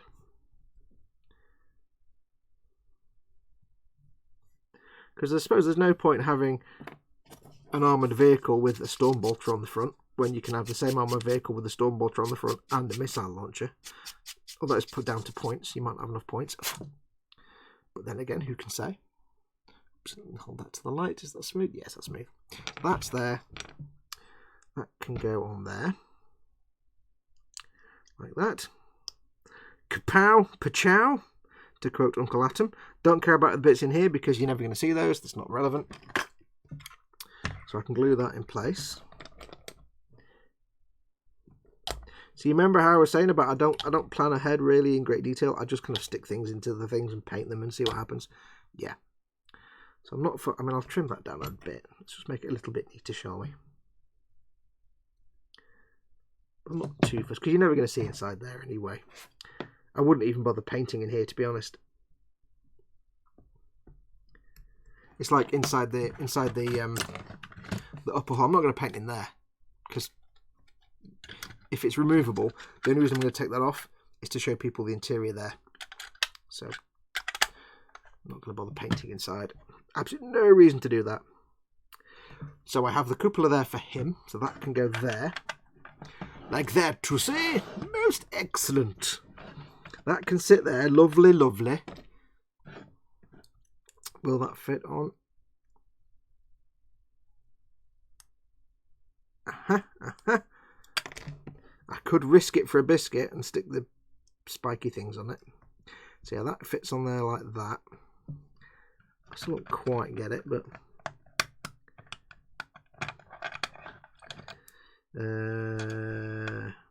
then you couldn't have anything on that. Yes, leave those off. When that's dried, I'll magnetise that. I'll keep that there. Oh, there's a lot more construction than I thought we were going to do today. Yeah. Jamie Bone, got to go now. Food is ready. Have it. Enjoy your dinner, Jamie. Enjoy your chicken. It's chaos. Surely can mount stuff wherever you like. Absolutely, you can. Absolutely. Fox has a voice for radio, says Alex, and the face for it as well. It says Chris. The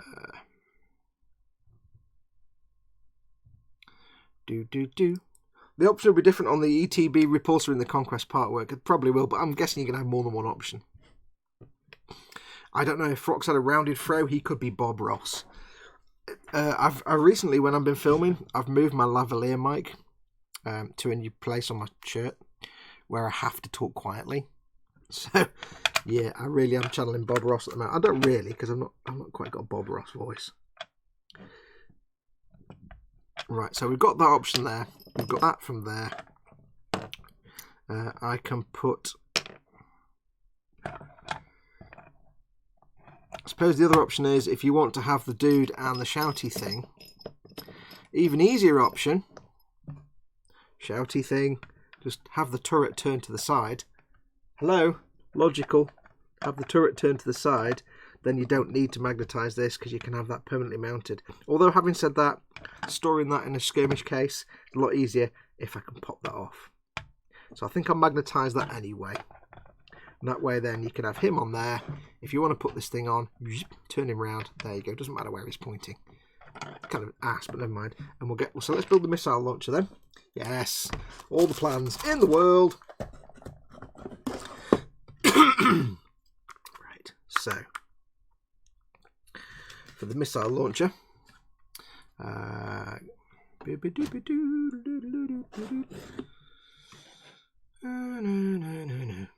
Paul Di Tommaso's in. Welcome, Paul. Just noticed you. Welcome, welcome. So for the missile thing we have... Let's see what the parts are. There's all these parts here. Move them out of the way. Again, the nubs aren't too big on here, so we can just go ahead and use my god hands. I should have known I wouldn't get this thing finished on today's show. I knew it. I might finish it later on today and just get it done. Those two. Do I even want those? I don't even know what those things are. I cut them off. I've got no idea what they are. I'm just guessing now. I'm looking for things that look like they're part of missile launchers.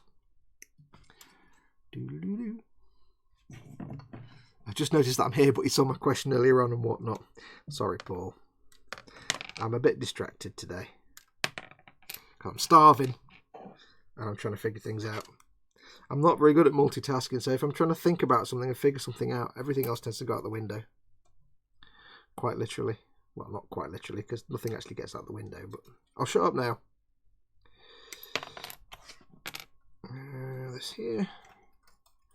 This there. There'll be some seams to cover up on this, I think. Because it's tubes. Tubes! But, as I've told you many times, where applicable and possible, if you have a tube of some sort, or a cylinder, or a device of two halves and a seam line going down both halves, seam line going down the middle, the last thing you want to do is clean up and trim everything before you assemble it. You want to assemble it all first where you can, and then clean up any nubs. Now on this thing, it doesn't apply because the seam is down the middle where it's hidden between the two rows of tubes. So I'm going to have to clean them separately here. But what we'll do first, I don't know what these things are. Do I need those? I don't even know. I kind of are they tail lights or something? I don't think I want to take those off, did I?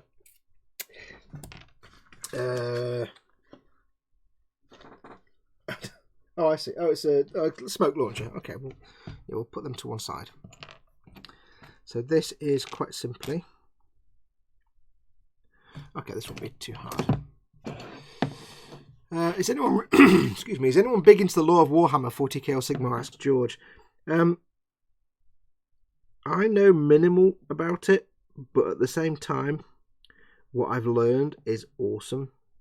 So I could really get into. I find the lore for 40k fascinating. I don't know anything about Sigmar, but the 40k lore. You know, if I watch like the Lutin channel, he does a lot of videos explaining lore and stuff. I recommend his channel. It's great to watch. So, what I've read up about the lore and stuff, the fluff, it is fascinating. And it does kind of beg to be more understood. It does kind of encourage you to want to know more. There's just so much of it. So yeah, I've not actually read anything from the Black Library yet. The only actual fiction-y stuff I've actually read is the little comic book graphic novels that came out from Titan. They weren't great. They were alright, but they weren't great. They were beautiful to look at, but the storylines weren't. The writing wasn't brilliant. But yeah, no, just from the little bit I've learnt here and there, the lore is fascinating.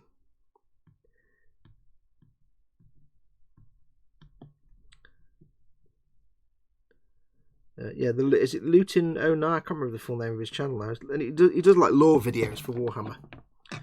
And he looks at everything from not just, the stuff we know now, but he goes back all the way back to, modern society as it is today and, how things work, and he goes into so much depth.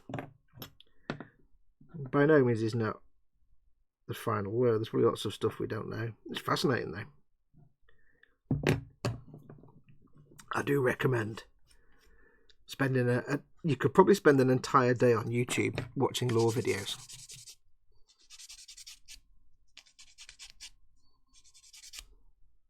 Simon Reynolds says those Gaunt's Ghost books are brilliant, as the previous owner, a great read. Yes, I can't remember who won them now, but they were Side donated them as prizes for the giveaways, and they were given away. A bit of an update. Had some good fortune this month, so some point this month, in the next couple of weeks maybe, I am planning to do, not to permanently bring it back, but I'm planning to do another wheel of giveaways maybe this month sometime. As I've said before, they're on hiatus at the moment because the thing with Wheel of Giveaways is I love doing it. I love giving stuff away, model kits and things, but it can be ridiculously expensive, especially with some more expensive kits, the bigger kits, because keep in mind that when somebody wins, they can be anywhere, and I've had to send things to like South America and Brazil and Philippines and Israel and everywhere, so it can get expensive for me. And sadly, I suddenly realised I can't afford to spend, you know, sometimes I was sending out a prize for the Wheel of Giveaways and it was like 75 quid to ship. Yes, quite a lot of money. So it's on hiatus at the moment because it was proving too expensive to continue at that point. Doesn't mean I'm not going to bring it back, because obviously people have sent me these things to give away and I need to give them away. And I want to. And I love giving stuff away anyway. You guys like it. But I've had a little bit of good fortune this month, so I might be able to swing for a giveaway this month. So the next couple of weeks, we'll see if we can sort one out for you. Don't know what it'll be yet. I've got a few Gumpler kits sitting waiting to go out. But yes, the Gaunt's Ghost books were a prize from a Warhammer Sunday. Wheel of Giveaways. So we'll do one of those in the next week or two, maybe. We'll see. We'll see. This is dependent on not suddenly having a massive expense come up in the next few weeks. Yeah, normally I'll say that and then it'll be like, right, now you have to buy a new clutch or your glasses need repairing or something. Yeah.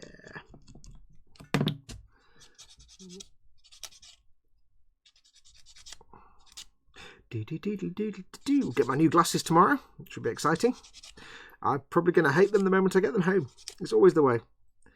I always go into the shop and pick out the new glasses, and it's really bad because they say, right, okay, that's your eye test done. Now go and choose some frames. So you go and look at all the frames on the shelves. And there's like a million to choose from, and most of them look kind of all the same and generic. And they say, now take your time. You're not under any pressure. Just take your time. Wait till you find one you're happy with. But you're kind of standing there going, yeah, I just want to get out of the shop now. And they've got people to serve, and yeah, I'm under a bit of pressure here. So you do kind of rush it a bit. So I've chosen some frames that I think I liked when I tried them on. Yeah, but 99% of the time I get home with new glasses that I liked in the store, and I liked when I tried them on the week before when I was having them get my eyes tested. 2 weeks later when I go to pick them up, I'm like, oh, what was I thinking? So we shall see. We shall see.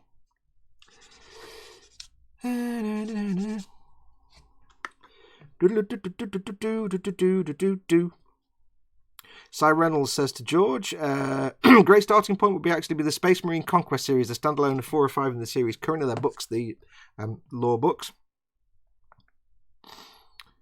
That's my biggest issue with giveaways, says Alexa Do Studios. Yeah, it's the cost of shipping. I started off and it was brilliant because it was like, I love giving stuff away.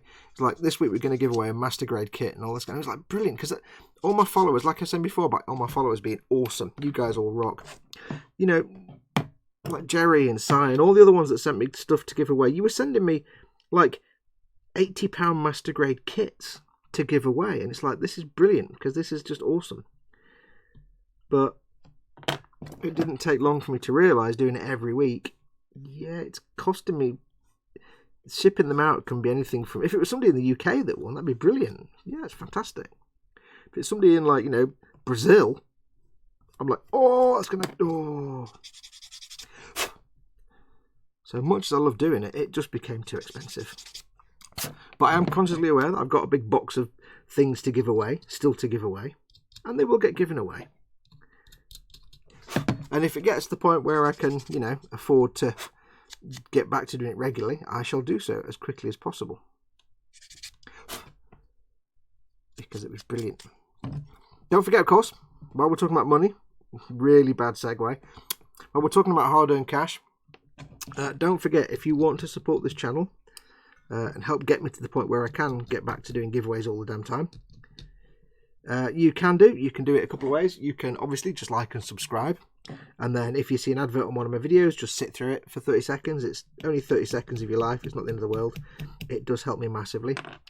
You can go to my Amazon store, which is in the description below this video, where you can buy all kinds of model making related, if you're in the UK, unfortunately, model making related supplies, tools, equipment, and stuff like that, paints and gear.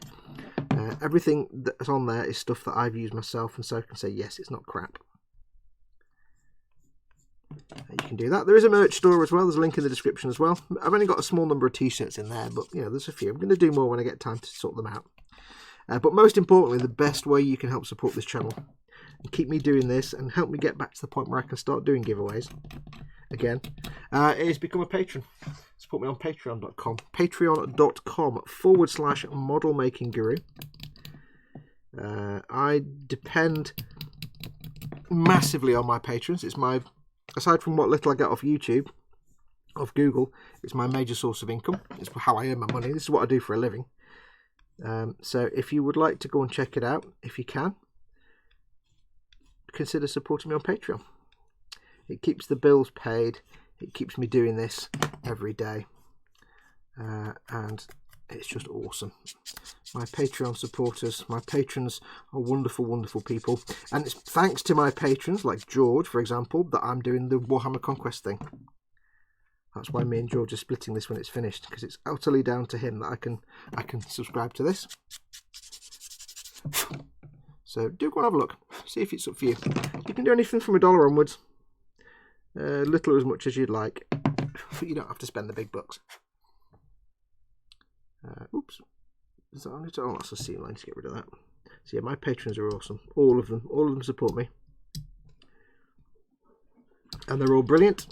I love them all dearly. But I love all my non-patrons as well. I don't have a favourite child.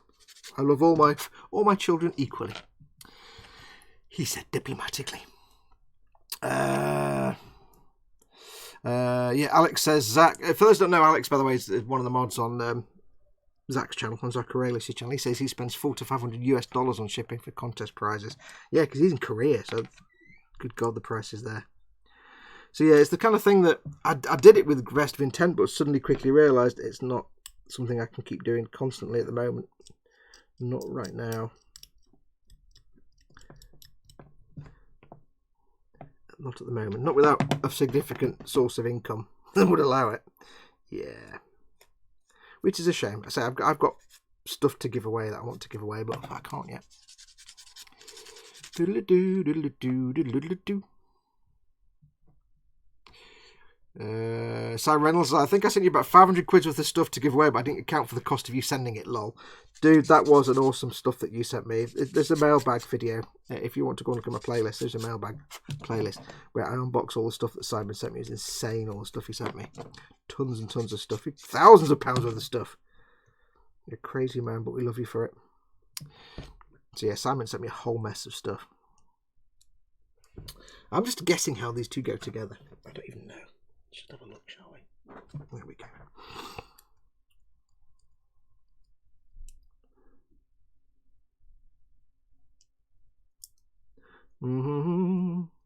Very flashy, these bits, as in there's a lot of flash. That goes on there. Or not. The case may be. That goes on there like that.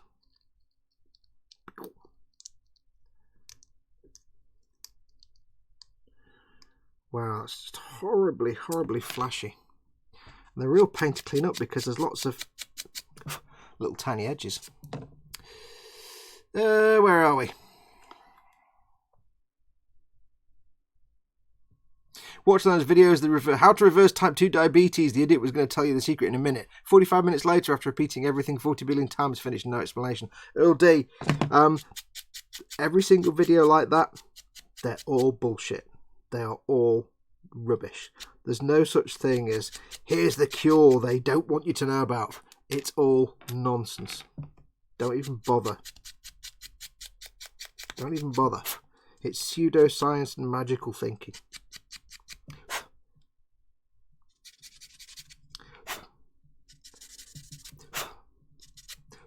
If you're going to take medical advice, take it from someone who spent between 5 and 9 years actually being trained to be a doctor or a medical expert, not some shouty American on YouTube who thinks that he knows better because it's a big conspiracy from Big Pharma. No. Alex Jones is a tool. People like that are all tools. They're just there to sell their own. Amazingly, here's the golden rule. If somebody's telling you something and it's like, yeah, this is to get back at Big Pharma or Big whatever, you know, anything like that. If they're at the end of it selling something, like, let's say, Alex Jones, who says that, you know, Big Pharma, it's all a conspiracy, blah, blah, blah, and here are all my supplements that do all of this that they don't let you do, but you can buy my supplements instead. No, his supplements are rubbish. It's just nonsense. As soon as somebody's tell you that they're on the side of the man and not the government, and yet they're trying to sell something, it's bullshit. Don't give them the mileage. Don't give them the views or the income from YouTube. Just no.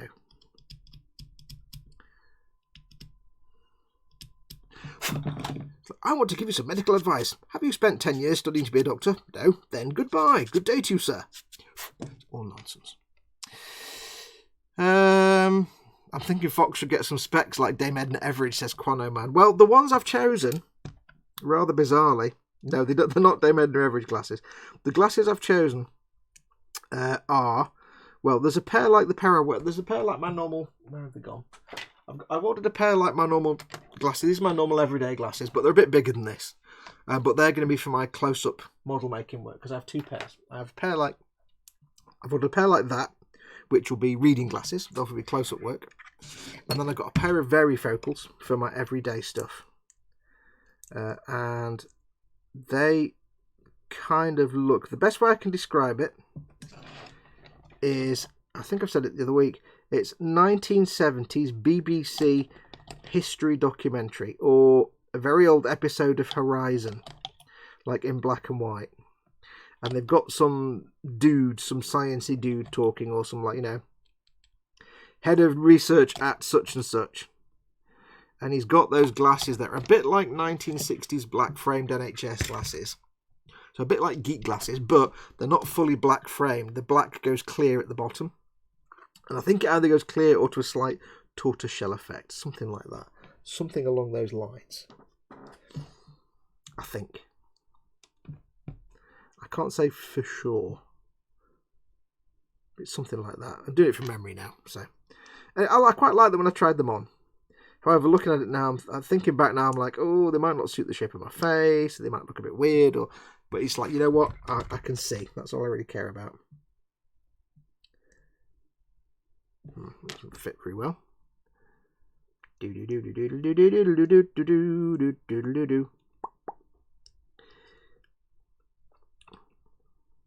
Yeah, this missile launcher, it's not very good quality plastic, I'm afraid. It's not good quality plastic at all. It's covered in flash. It's got slippage everywhere. So nothing quite fits. You can definitely tell these aren't made in the Games Workshop factory in Nottingham. There's just no way.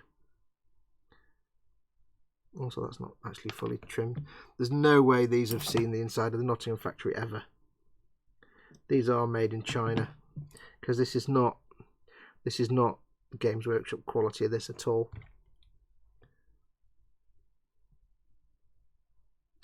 I'm tempted just to not even bother with this missile launcher because it looks so bad. And just say, you know what? Nah, it's not good quality.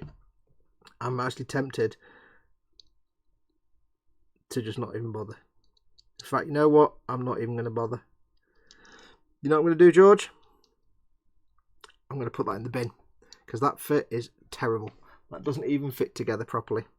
That is crap. Just blatantly honest, that is crap.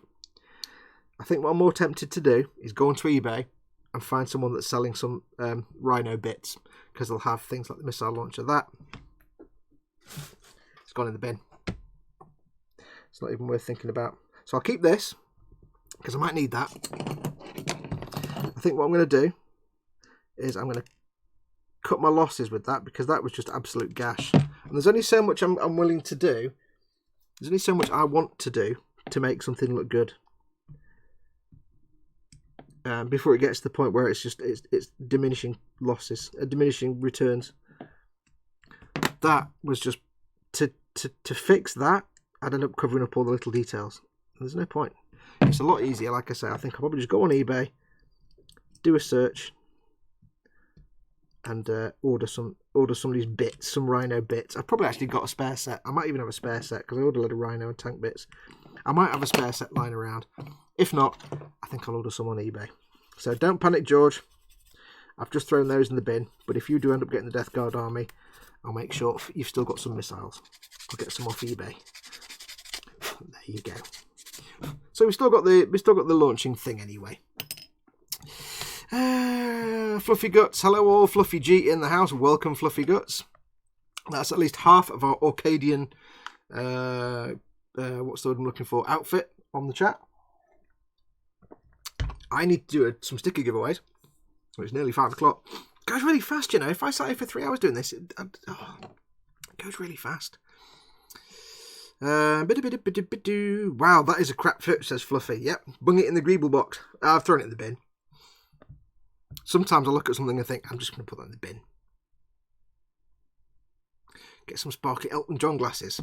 Pascal is in. Welcome, Pascal. Still alive but broken. Had a busy week today and a meeting for scouting camp I have next week, so I won't be here for the following Sunday. I shall just cancel the show. Talking about George and Aviad and Sai are still talking about fiction. Warhammer fiction.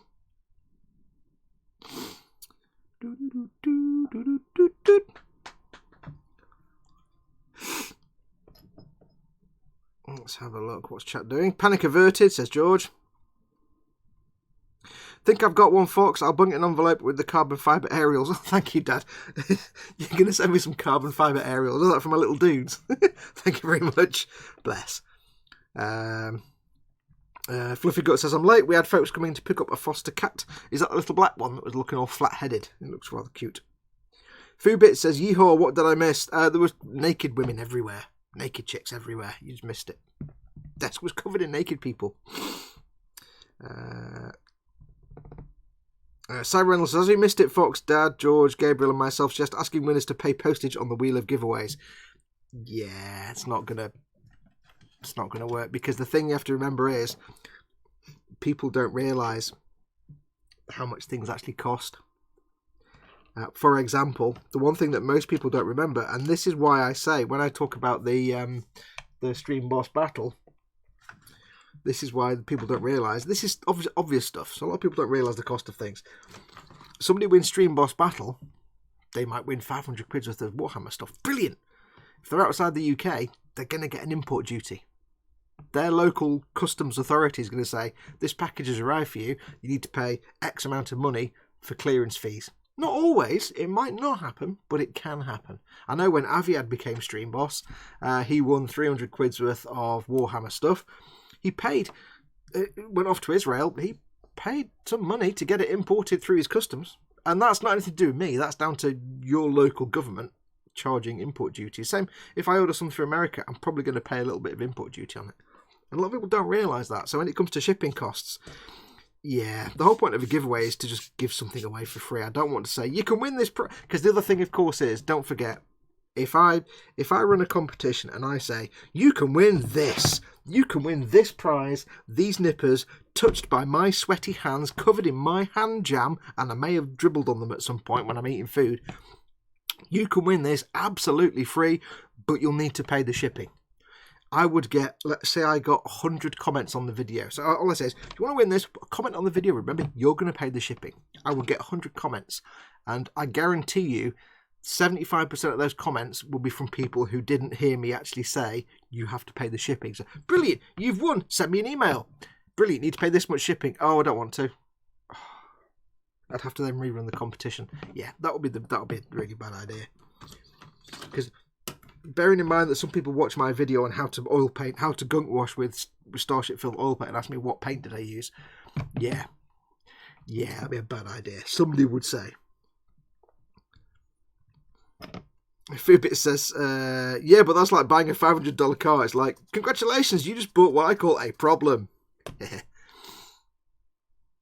All right, Adam Derrickson comes in. Welcome, welcome. He says, just dropping in, say hello. Sadly, I can't stay. It's dinner time.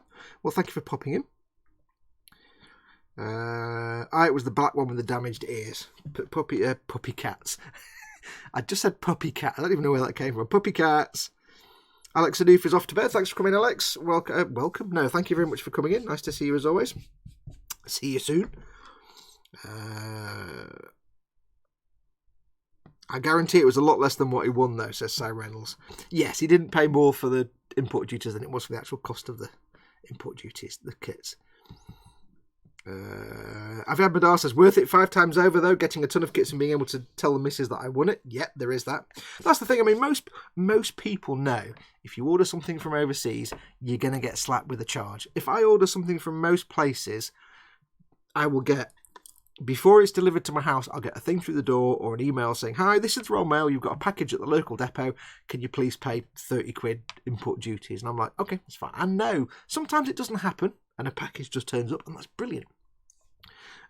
Sometimes people just say very low. Some people will put a very low value on a package so it gets through customs. Problem with that is if it goes missing, you can, if I send you 500 quid worth of stuff and I declare the value on the package as £50, if it goes missing, I can only claim £50, or you can only claim £50. I can't claim more than that because I said it was 50 quid worth of stuff. So you're screwed.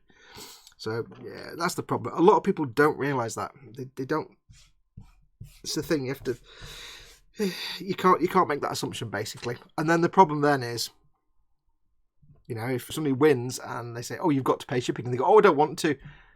You see where we are with that. Then I've got to run the competition again, and then it's just bad feeling, and then somebody then won something and then thinks you've lied to them and didn't get the prize, and then they go bad mouthing even though it's their fault because they didn't listen to me say you need to pay the shipping. So yes. Well, if I ever foster a puppy cat, you'll be the first to know, says Fluffy. I've just coined a new phrase, a puppy cat. I don't know why I said that. Puffin cat.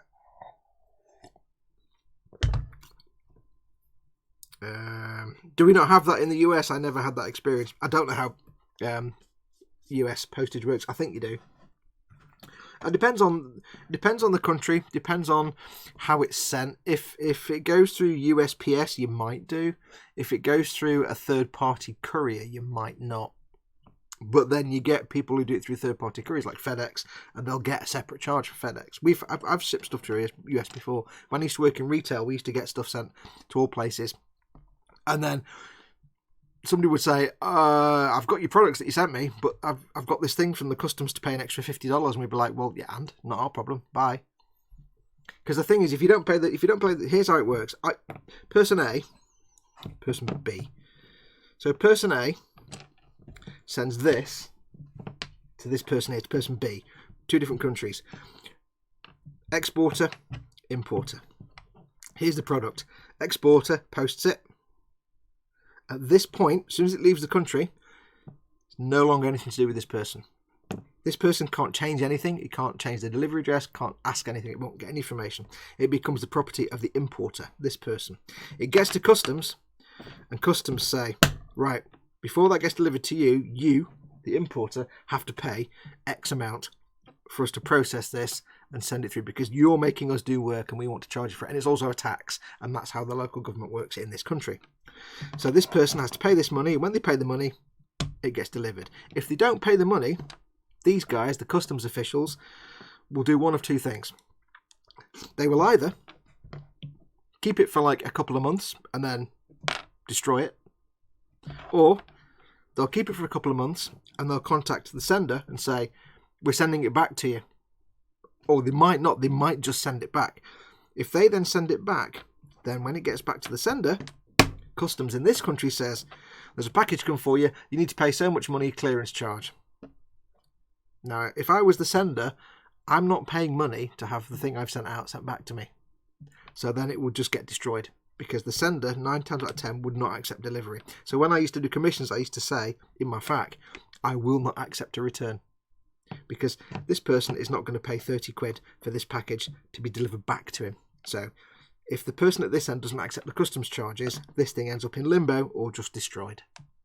But when I used to do commissions, I would say, if I send something to you and you refuse the customs charges, I'm not taking it back, and you're not getting a refund because I've sent it to you in good faith. You've paid for it. I've sent it to you. You're now refusing to pay your own country's taxes. That's not my problem.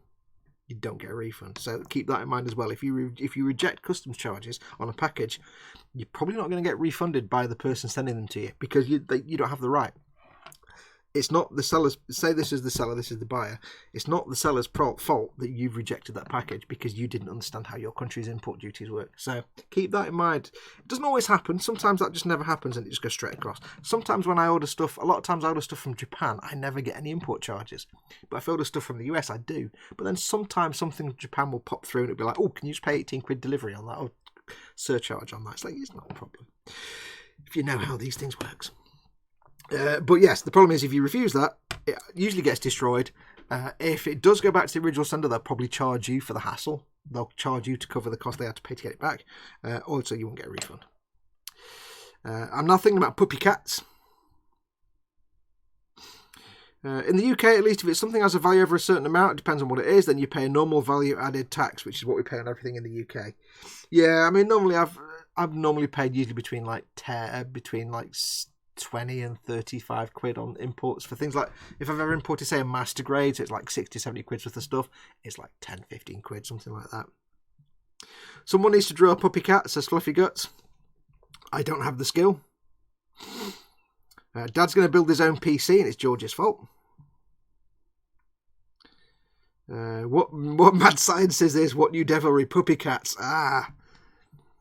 Another reason, says Sai, why I suggest you having my stash Mortarian and not sending me one. I don't know who you're addressing that to.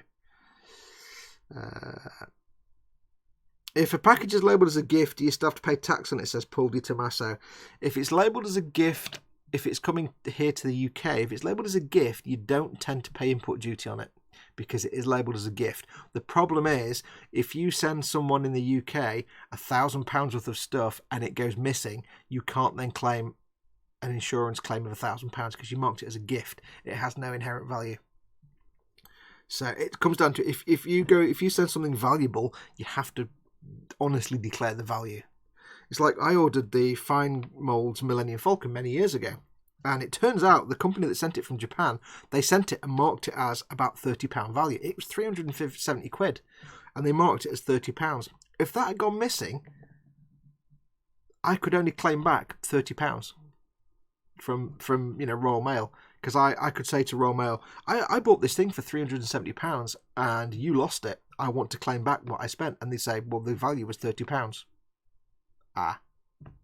So that's why a lot of times companies have to declare the full value. Not because it is illegal to misdeclare the value, but it's more a case of you don't want to get screwed if that package goes missing. Like there was a story about some rare, I think it was a Pokemon card. Was it a Pokemon card or a Dragon Ball Z card that was sold for something like $60,000, and it went missing in the post. And they'd only declared the value of something like $20,000. So somebody's paid $60,000 for a Pokemon card they're never going to get. The seller has taken $60,000, but I don't know now if he has to. There'll be probably a legal battle if he has to give that money back. Then he's made nothing and lost a $60,000 value Pokemon card. Nobody wins, and nobody can claim that back more than, say, $20,000 because they declared the insurance at $20,000. I think it's something like that. The insurance value was a lot less on the shipping, so they can't claim it back. Whatever happens, somebody's going to lose out. The guy's spent money and never going to get the card. If he gets his money back, this guy's lost an expensive card and has got nothing to show for it. So yeah, so if you're going to ship something, always declare the right value, because if it goes wrong, you're just going to get screwed backwards. It's just not going to work. Let's have a look. Everything jumped. Got all serious, haven't we, in this one? It's how to ship things. This is one of the reasons, one of the many reasons that added to me giving up commissions, because the actual process of shipping stuff was a living nightmare. People talking about PCs. As usual, I've gone off talking about something. You guys have all gone off in a different direction in chat, but that's fine. Who the hell pays that much for anything, says Fluffy Guts. It was a very rare Pokemon card, of which there are apparently a handful. They were given out at a one-off event in Japan. Apparently, it's a trading card. It was worth $60,000. Trading cards, it's like baseball cards. You know, rare baseball cards can command fortunes. It's just a collector's thing. Doesn't really matter what they are. If it's rare, and somebody will want it. Right, let's do some sticker giveaways, because it's 5:10, guys, and yeah, it's... Right, so today we have a random selection. I've got a whole different load of stickers from other people, so what I'll just pick some out at random. So today we have one of mine, model making Gru. We have a pair of Dave's Butcher That Model. I don't think Dave's in the chat today. Pair of Butcher That Model stickers from Dave at Butcher That Model. And a couple of Dad's Scaly models. I'm going to treat these as one giveaway because they're only little. So I'll treat these as one. So we got one of mine, a set of Dave's, and a couple of Dad's Scaly models. Dad's in chat as Dad, but Scaly Models is his channel. He loves you to bits. He's a lovely fella. He's a lovely fella. But if you cross him, he'll break your spine. I won't do that accent again. It's terrible. Anyway, let's crack on. So where's my pen of happiness? My pen of words. So we're going to write Wedge on that one, just for Paul. I'm going to write Puppy Cat on Dave's. I'm going to write Fat Bloater. And the reason I've written Fat Bloater is because that's what I feel like right now. After eating all that sushi from yesterday, I'm still a bit podgy this morning. Since I stopped smoking, I've got to tell you, since I stopped smoking, I've put on a lot of weight. I don't like it. I don't like being... I was always skinny. Since I stopped smoking, I've put on weight, man. I've got a bit I've got belly going on. I don't like it. I really don't like it. So, Fat Bloater, there you go. He's a bloke's a fat bloater.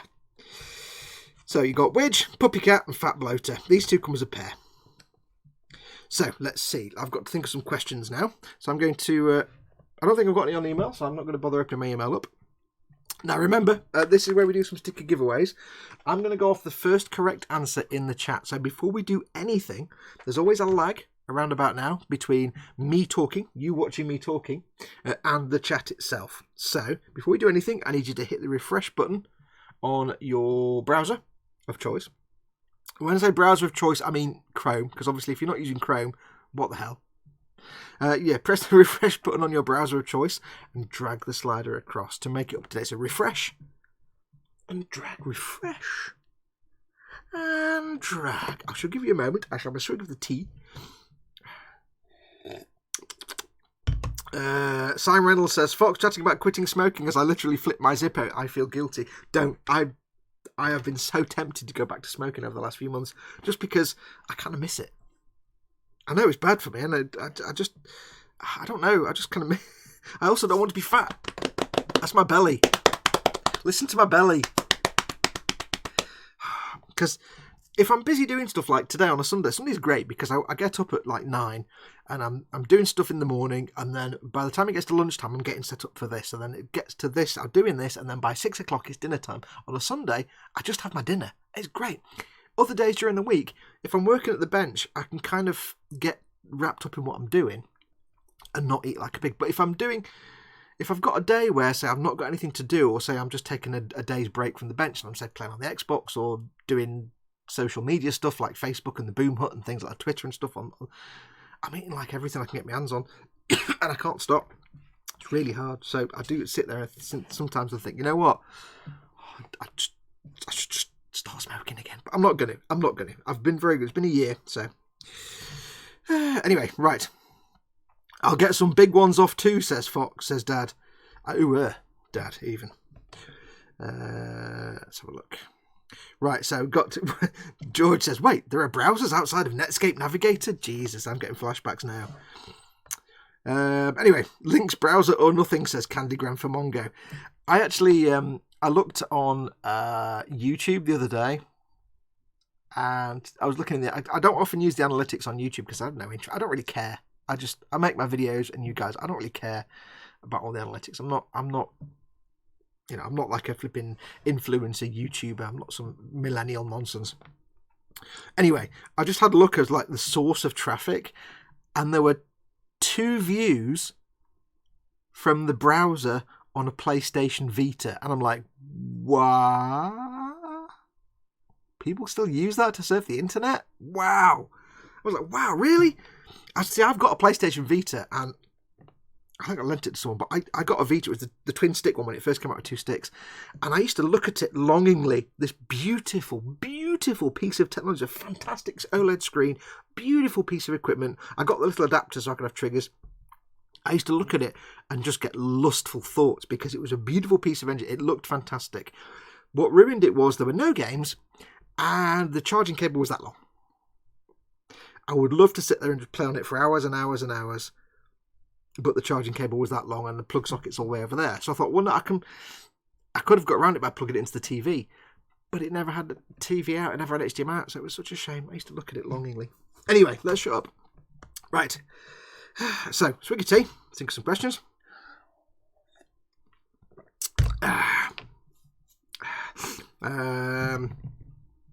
Gross Model says, I should lose some weight. I should probably start smoking. Let's have a look. Something was coming somewhere. Aviad Madar says 6.5 months without cigarettes, gained freaking 15 kilograms. Yes. Yeah, it's the thing. It's just because I eat now. I'm always hungry. I'm like, oh, I can eat food. And it's like, no, it's bad. It's bad for you. Don't smoke, kids. But if you do smoke, don't eat. Anyway, right, I've got to think of some questions. Right, so let's think of some questions. Right, so thinking.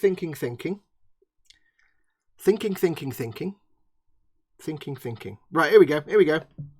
I'm looking around my room and I see this. You all know what that is. So I'm looking around my room. I'm looking at this. So, question is,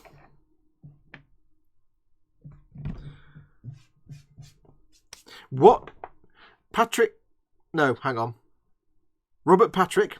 was in Terminator 2. What was the type of Terminator he played? Go.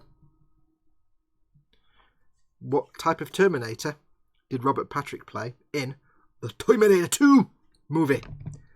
And Osric 9000 is straight in with the T1000.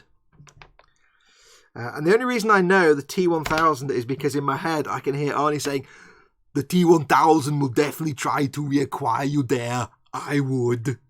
You can't see the face I have to pull when I do that voice. It's hilarious. So, yes, well done. Who won that one? Who won it? I've forgotten. Osric 9000 won that one. Well done. There is no fire alarm. What? Fire alarm? It's not a tumour. Yeah, so Osric 9000, well done. You've won. You can have Widge, Puppy Cat or Fat Bloater. Which one would you like? We shall sit here quietly and stare at you in a slightly unnerving way in silence until you do. Puppy Cat, please. Okay, there we go. I knew you'd go for that one. I knew the first one to go would be Puppy Cat. Now, remember, folks, if you win a sticker today, I do have here an enormous collection of all the stickers and badges and Chris's drawing that I need to send out because I pile them up into a backlog. I've got rid of a load of them. I've sent a load of all the UK ones have long gone. These are all mostly the non-UK ones. I can get to the post office. I can get to the post box at the end of my road dead easily. The post office, I only get to it once every few months. So if you are waiting for a sticker, apologies, it will come to you eventually. If you're waiting for a sticker and you win today, though, you still need to send me an email. If you win a sticker, send me an email to fox@modelmakingguru.com with your name and your address, and just put in the header of the mail that you're mailing me because you won a sticker. So I know I treat my inbox as the to-do list. So if I see you've sent me 5 emails, I know there's probably 5 stickers for you. So make sure to mail me with your name and your address and what you won. So that's that one for Osric. Right. What's next? Next question. Warhamster is UK, says Gross Models. Yeah, but I've got to find an envelope I can put it in the way it's not going to get bent. That means going to the post office to buy an envelope with a bit of card in it. So, yeah, see, you will have me drawing pictures for you. Next question. Bip-a-doop-a-doop-boo. Bum-ba-dum-ba-dum-bum. Bum-bum. Let's think of a colour. Right, here we go. Warhammer question. It's a Warhammer building and painting question. Everybody ready? Have you got your answering glands ready? Do-do-do-do-do-do-do. The answer is not fudge, Simon Reynolds. Okay. For painting most skin in Warhammer, painting most skin tones, you start off with a base colour. Whose glow is the base colour? Go. Whose glow is the base colour? Fudge. Grace Model says fudge. Stop talking about food! Aviad Madar spells it wrong, but gets it right. Is Bugman's glow is correct. Bugman's glow is Bugman's, as in man of bugs. But yeah, Bugman's glow. Aviad, well done. Would you like Widge? Would you like Fat Bloater? That's a really loaded question. That if this wasn't a model making stream, someone just came across this as an audio stream. Would you like Widge or would you like Fat Bloater? It sounds like one of them specialist and adult streams, doesn't it? Yeah, so would you like Widge or Fat Bloater? We shall sit here quietly and stare at you unnervingly until you tell me you want Widge. Aviad wants Widge. Everybody just please milk that one for all it's worth. There we are, Aviad. Well done. So you know what to do. Send me an email with your name and address. Even if you've mailed me 100 times before with your details, when I've sent you your stuff, I delete the email. I do not keep people's names and addresses at all. So if you've mailed me before, even if you've got 5 ones waiting for you, you still need to mail me. You still need your name and address every time. Every single time I need your name and address. Fat Bloater's Widge, says Gad Vickers. Chris says, well, if I had to choose. Caramel fudge. Stop talking about fudge. You're killing me. Oh, no. Yes. For those that don't know, the standard traditional flesh triptych for Warhammer, for most flesh tones, is Bugman's Glow, a shade of Reikland Flesh Shade. Then you do a layer over this of Cadian Flesh Tone.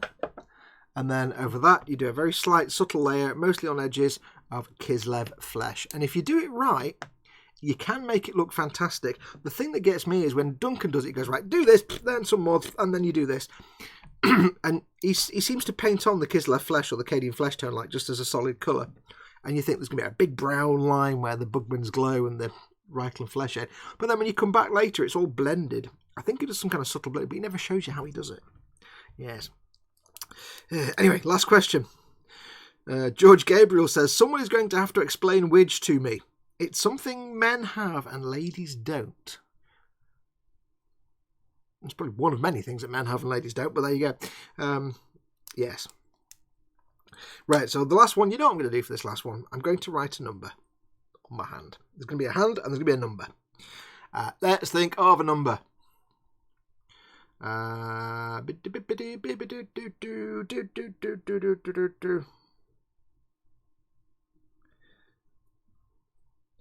Right. Excuse me. Have a quick swig of my tea. Dad, the answer is not 69. If it was one day, you'd be knackered, wouldn't you? You'd be like, there, you've won. Right, so I've written a number on my hand. I will turn my microphone off in a minute because I need to clear my throat. It is a number between 170 and 180. Go. It's a number between 170 and 180. Go. And kapow, right at the start. James Chapman says 177. It is indeed 177. So well done, James Chapman. You have won. I shall write your name on here. Chapman and James Chapman. Well done. As always, my address is always on the bottom. It's fox@modelmakingguru.com. Send me an email with your name and your address and just tell me that you won a couple of dad stickers. And I'll get them sent out to you. So well done to everyone that won stickies today. I shall put these in the thing of sending stuff out at some point. Whilst trying to stifle a burp, because burping on telly is not cool. Congratulations, James Chapman, says Simon Reynolds. You have a fat bloater. That bloke's a fat bloater. Yeah. I went all Colin again, didn't I? Sorry, Colin. Fat bloater. Yeah. Gaz Vicker says a widge is a man's lower brain or a wobbly sausage. Some people would say a second brain, but I dispute it. It's just a brain. It's a man's brain, not a lower brain. It's just a man's brain. We already have one brain. Yes. So well done, everybody. Fluffy Guts says Fluffy Guts even. Yep, well done, everyone. What time are we? 21 minutes past. Simon Reynolds, Gaz Vickers just... Yeah, I'm not going to read that out. Right, so we've got round some tossing about. We can now know that we can do that and that. We can magnetise this. We can magnetise the missile launcher, but I'm going to secure myself a missile launcher from elsewhere. Not a big problem. I think what I might do... I don't know how old my milliput is. I think what I might do is I'm going to drill this out and put a magnet in there, and I'll back it with some putty of some sort. Now my milliput is actually about 1 billion years old, so I'm probably not going to risk using that. I need to throw it out, to be honest. So what I might do, I've just found some pliers I didn't know about. Woo! I've also got, I've got a die and tap set I didn't even know I had. Fantastic. All the stuff in my drawers that I'd forgotten where I put it all. Lenses and all kinds. Brilliant. Yeah, so I'll pop into the Warhammer store in a couple of days and get myself some green stuff, because it's quick and easy, basically, than ordering milliput. If I get some green stuff, I'll use it all up very quickly. If I get milliput, I have milliput and I use like that much, and then the rest of it goes for about 4 years and then it's gone. So there's no point me buying a load of milliput. I'll get some green stuff. I'll put it under here and I'll mount a magnet into there. So I'll do that during the week. I will source a missile launcher to replace the one that was clearly just absolute rubbish. I assume the use liquid green stuff. No, I need to make something under here. I need to jam a ball of something here so that I can press a magnet. Make a hole here, put a blob of gloop here, like a ball of putty, and push the magnet in. And then, you know, that should then seal it in place. I could just cover it over with a bit of plastic card, but I need to glue it in place. I want to be able to seal it in place. James Chapman says, sent an email, Fox, first day back in a while and already something. There you go. Well done. George Gabriel asked about me saying a specific word. It's like, yeah, no. Just remember it's YouTube. Remember, YouTube is American, and Americans explode if you say anything to do with the human body. So, yeah. You can shoot someone, but you can't show a naked woman's chest area. Or some such. Right, so, yeah, so I'll sort something out anyway. I'll make a blob of stuff and we'll attach. Let's have a look. Gross Models is off to do some more painting. I'll catch you later. Yep. Thank you for coming in, Chris. We'll see you later on your show. I will remember to pimp him. Don't forget, like I said, I didn't. Let me start that sentence again. Don't forget, 8 PM tonight, after this show, obviously, and I've gone off and had my tea.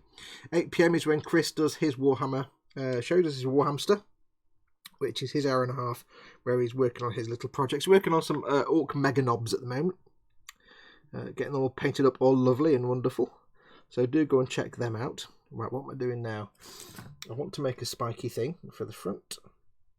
Spiky things on the front of the space car.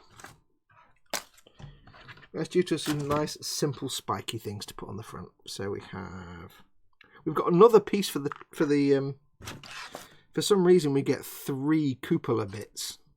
We get 2 plus another. Why do we get 3? Bit weird.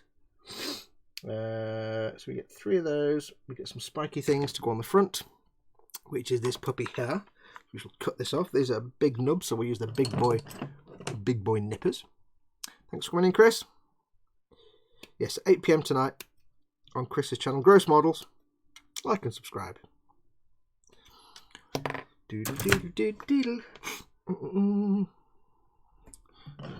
Roughly clean these up.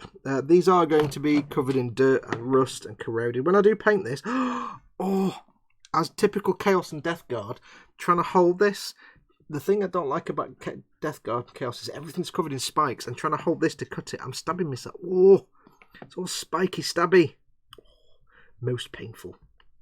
when I was building the Death Guard Marines, the Plague Marines, and the Poxwalkers. Poxwalkers are a nightmare. They're covered in all horns and spikes.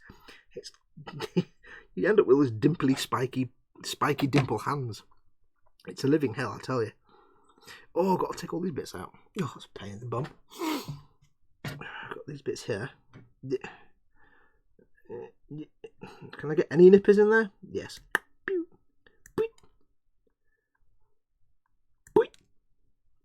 There you go. Little tiny lids that are going to get stuck in my feet later on.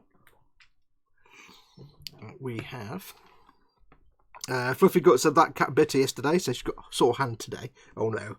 No. Redlen's in. Welcome, Redlen. Simon Reynolds, why don't you just drill a shallow hole deep enough for the magnet? I did that on the armigers. I drilled a little hole and put the magnet in. It's not very thick plastic though. Because what I would normally do is just drill a little hole, back it with some plastic card and stick the magnet. It does, then again, it doesn't really matter if it sticks up a bit, does it? Yeah, I'll sort something out. I'll do it off camera though. There's no point doing it on camera now. It takes me long enough just to get a part off and stick it on. Never mind start doing all fancy stuff with magnets and that and stuff. When I'm trying to look clever and I just make a mess of it. Ow, these are really stabby. These are really spiky. There's nowhere to hold it other than on the spiky bits there. Cutting my hand to shreds. Me. Trimming. So yeah, sausage tonight. Sausage for dinner tonight. Sausage chips and I'm thinking beans. I don't know if I can be bothered going to the shop to buy a tin of macaroni cheese. Or, I could go, although I could be tempted to go to the shop and get a tin of mushy peas. Oh, that would be acceptable. This could be a possibility. There may be a pilgrimage to the shop to purchase the mushy peas. I'm thinking, perhaps. Though that was a waste of time. Yeah. Oh, it's just a bit too what? Get in. Get in. Yes. I like it when models just happen to be the right size for things. Apart from there where it's not. Oh, it's not quite going in that one now, is it? Get in now. Right, is that actually glued? Oh, where's my file gone? Where's my file? I might do a better job.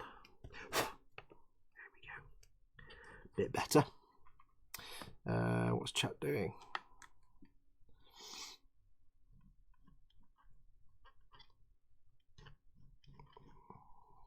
Magnets now, LEDs next, says Dad.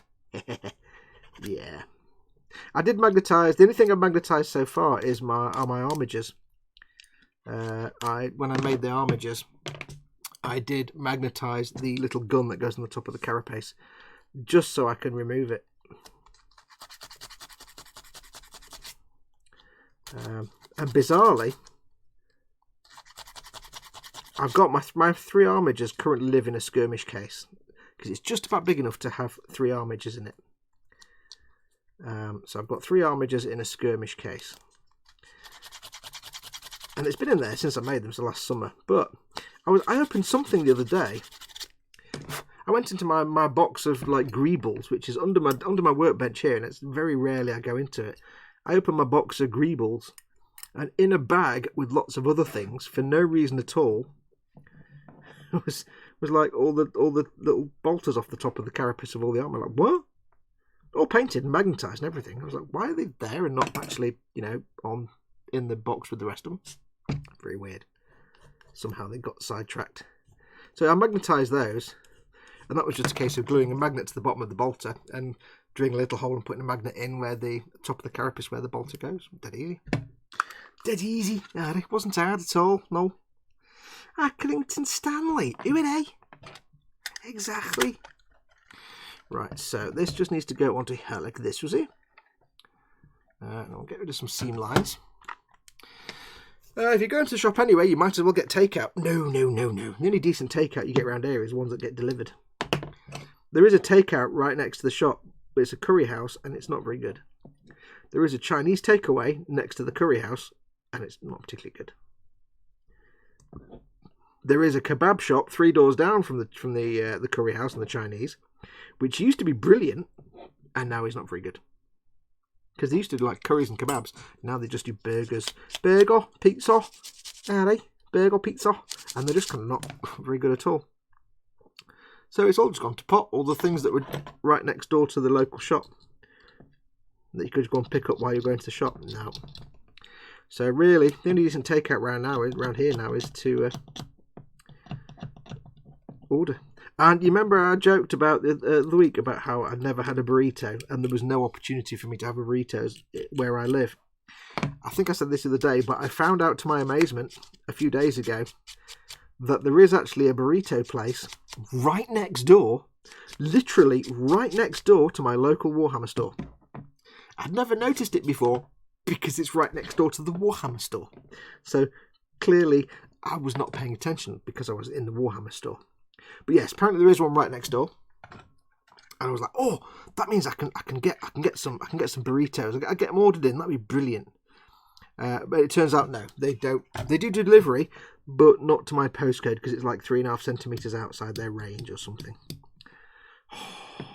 And I don't want to go all the way into town to pick up some burritos because again, that's a 10-minute drive and a 10-minute walk. No. Oh, and then I spoke to the manager in the Warhammer store, manager Chris, and he was like, "Yeah, they're not that good. They're not that good." So yeah, no, there's still nowhere I can get burritos easily. Access is not easy, and I still need to try a burrito at some point. Okay, let's get rid of the seam line here. Now, this could end up covered in dirt and mud, so it doesn't really matter if there's a seam line. But the thing is, I'm a stickler. I don't like seam line. I don't like mould lines on things. Get a burrito and eat it whilst walking around the Warhammer store. No, I don't mean like just to take out while I'm in town. I mean like literally sit down and have me dinner. I'd love to just be able to phone up a number and say, "Hello, little man on the end of the phone. Please send me all the burritos." And then a little man turns up at the door and gives me burritos, and I go, "Yes, I shall apply them to my face," and I apply them to all the mouths on my face, and that will be happiness. But yeah, it's not gonna happen because it was like, "Yes, we do deliveries all around your area. Brilliant. Here's my postcode. Yeah, we don't deliver there." Oh, God damn it! Right, so that's on there. So this is gonna be a no-brainer. We can just plonk that straight on there. Sand that down a bit. Get off. A little bit of fuzz.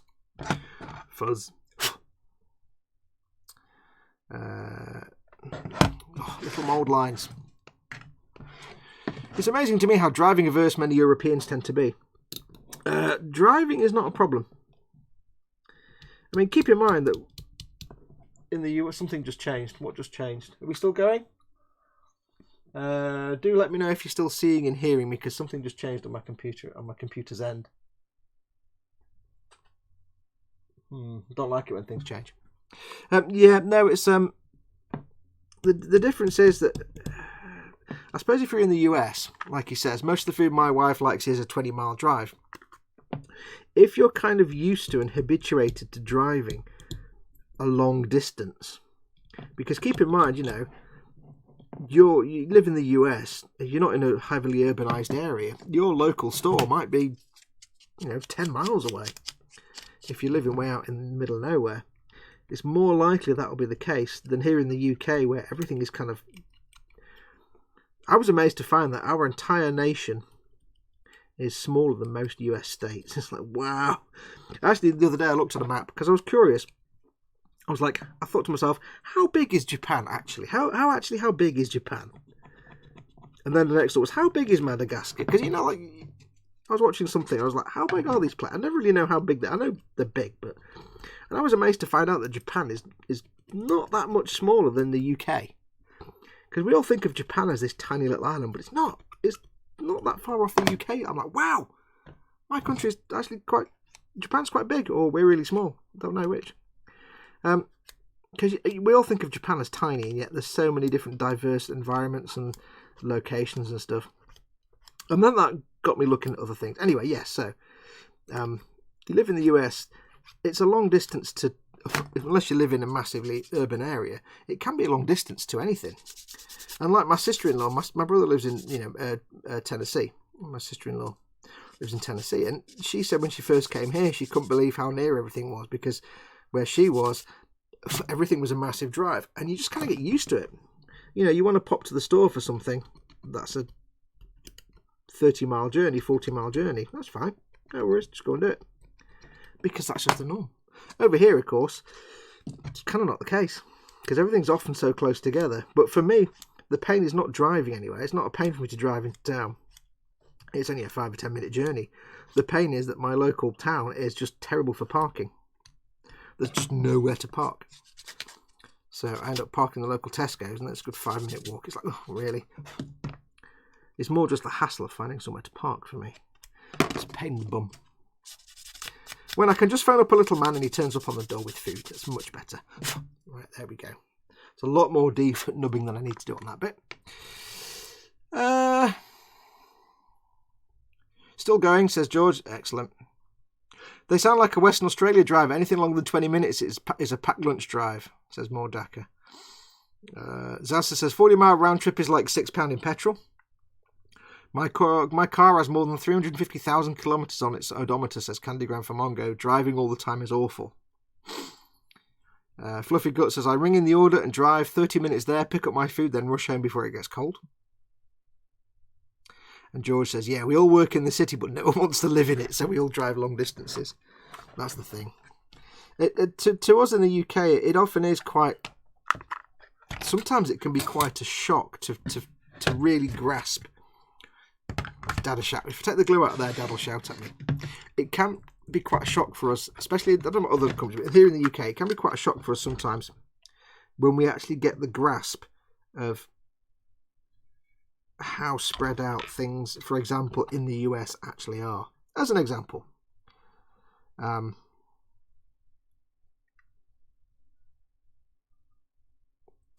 I say, when I looked at the United Kingdom overlaid onto other things, like here's the UK overlaid onto California or Texas or an other US state.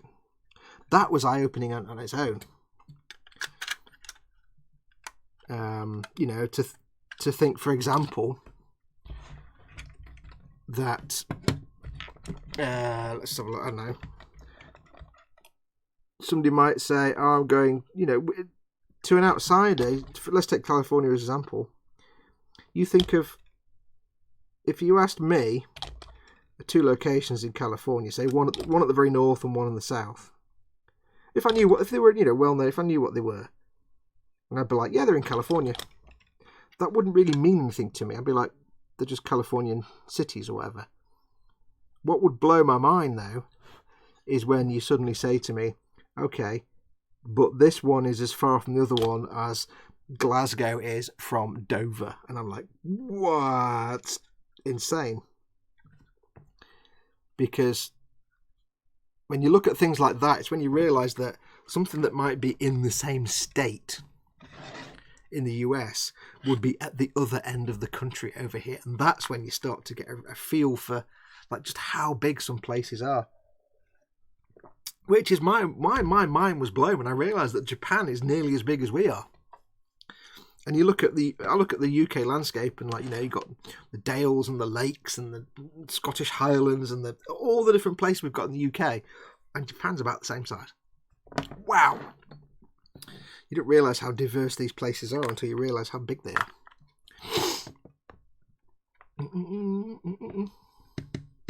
Osric says, I can't drive, so I'm limited to walking, buses or takeaways. You know what? You'll be in a lot better shape than all of us, though, that drive.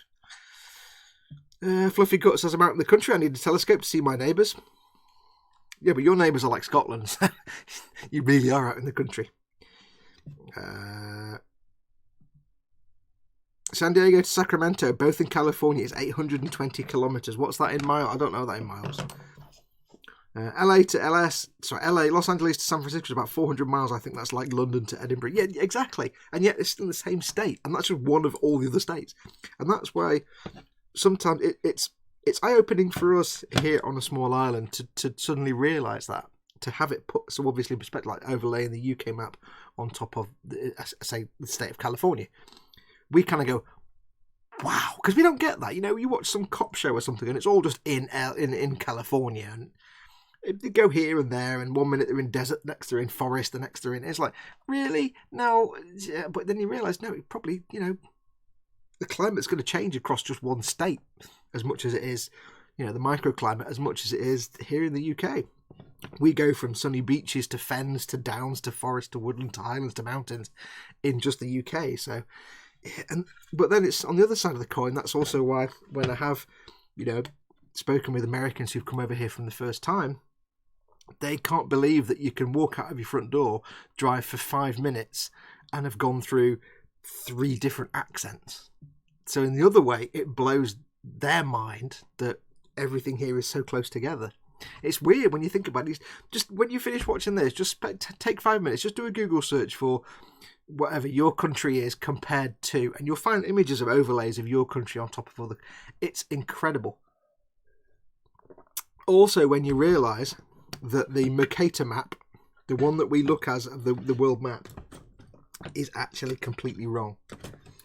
When you see how big countries actually are, because keep in mind, on the map, if you look at a standard world map, you know, Russia is a massive continent the size of everything. In reality, it's not that big. It's not actually that big. And when you realise things like that, you start to see the actual size of countries. It really does blow your mind. Because, you know, how big the world is. You don't think about it, but how big the world actually is ridiculous. We have... Okay, now it says in the instructions, the 3 symbols highlighted in the red below are for the Chaos Gods that the Death God do not worship. Do not use these icons. So we have that one, which I think is for corn, if I remember rightly. We have squiggly one here, which is an eye. I'm going to guess that is Sinch. I don't know. And this one, which looks like the Prince symbol. Well, it's going to be Zinch or Slanesh, isn't it? So I'm going to guess that maybe that's Slanesh and that's Zinch. One of the two. I don't know. Doesn't really matter. Let's have a look. So we're going to obviously go for... Let's go... Well, if we're doing Death Guard, so far, when we've done Death Guard, we've done the trilobe symbol. So we'll stick with the trilobe symbol. As we're making a Death Guard army, I'll stick with the trilobe symbolage. I'll use the big nippers for that. Trilobe. Oh, off screen we can't see. Sorry, dudes. Oops. I don't know where the camera was. Yeah, so we got some symbols. I think that one's corn. I know that one's corn.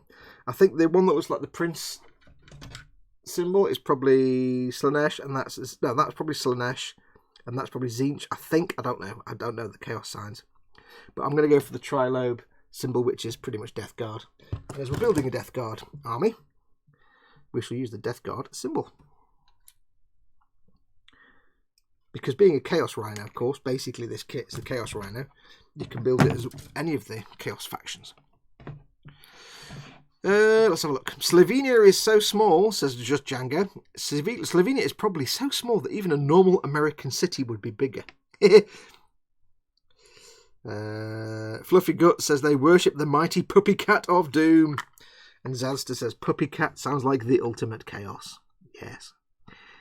Let's make that a Boom Hut meme now, guys. Puppy Cat. I don't know where it came from. It came from my brain, which is the source of all nonsense. I don't know where any of that plastic just went. Never mind.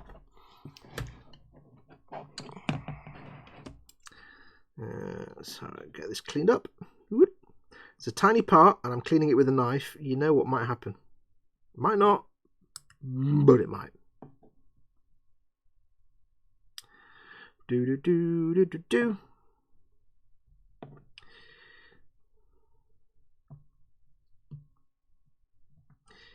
Right,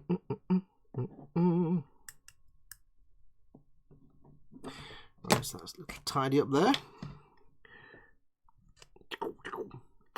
Now you might notice when I've been doing this Chaos Rhino that I've not been the most vigilant cleaning up nubs and things.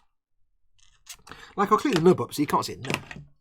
But I haven't been the most sort of, what's the word? vigilant, cleaning up the scruffy edges and the sanding marks and things. And there's a very good reason for that. It's chaos. It's Death Guard. And I said before in one of the other live streams, the whole point of chaos is that they do not venerate their hardware. All their equipment, their vehicles and stuff is stolen from the Imperium Man. They steal it. They don't make their own. They steal it, which is why, for example, all the Chaos Space Marines are oldie worldy style Space Marines. They're not modern Primaris, because Primaris are supposed to be immune from corruption by Chaos, so they can't be taken over. But they're all the Chaos Space Marines are all the units and the guard that went over to Chaos in the Horus Heresy. So they're all ancient. And the same with their technology. They don't make their own technology. They steal other technology, Imperial stuff, and they use it, they repurpose it, possess it by demons and things. So they don't venerate the technology at all. And to that end, if it gets damaged, it's entirely likely it won't actually get repaired. It'll just be left knackered and beaten. So when I finish doing this and I've got it all built, I am going to go over it with a Dremel and do some dingy marks and things like that. There's lots of big sticky out demon. I like these big sticky demon heads. They're quite cool. They look like space wolves stuff. I'll put some spikies on there, I think. Now it is a shame that these oh no, they look different. There we go. We've got some choices for spiky heads. I think I'm going to go for the one with the Space Marine helmet, because of course I am. Of course. And we'll go for that one on one side, and we'll go for one with a scully skull, partial skull. It's a skull with hair. That's kind of disturbing.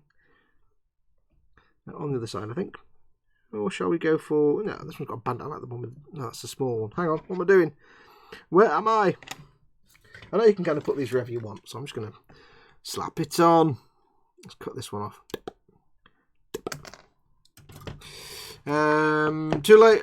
Americans got Puppy Cat first. Beaten Puppy Cat is an American animated web series created, written by Natasha Allegri and directed by Larry Leclerc. Yeah, it's lies. They stole it from me. They stole it from me, clearly. I shall sue them now.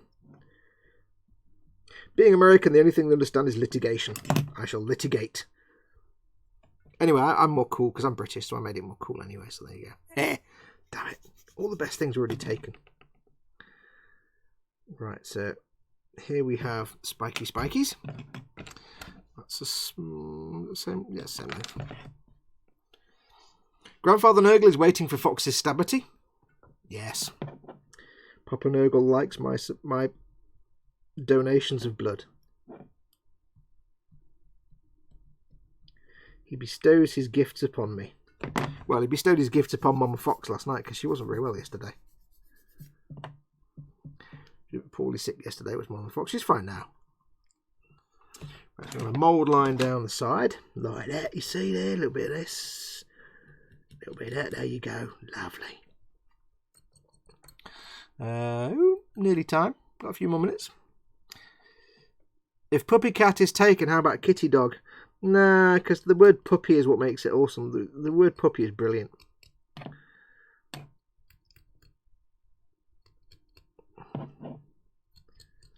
If everything had if the baby version of everything were called puppies, then it'd be brilliant. Puppy cow, puppy horse. Puppy is a brilliant word. It just suggests small, round, baby object. Small, round, baby creature that's a bit dopey. It's brilliant. So we're just getting these off, mould lines off with my Citadel seam line or mould line removal tool. If you haven't seen one of these before, if you're new to the stream, go to your local Warhammer store and get yourself the mould line removal tool. It's not cheap, but it is, I would say, the best tool you will ever have of all of them. Because unlike a modelling knife or craft knife, its blade is not flexible, so it will not scrape and hack away at all the edges. Now I like on here, you won't see it on there, but there's a bandage on this spike. On the other side of the bandage, there's bits of thread holding it together like a shoelace, and it's got the detail of the shoelace bootlace kind of thread in it. It's incredible, awesome detail, beautiful. There's a suture on the skull here. On this, there's a skull on this spike, and you can actually see the suture going down the back of the skull. So even though this is some kind of like slightly dodgy Chinese casting, and not made in glorious Newcastle, no, Nottingham, not Newcastle, good God, not manufactured in glorious Nottingham, at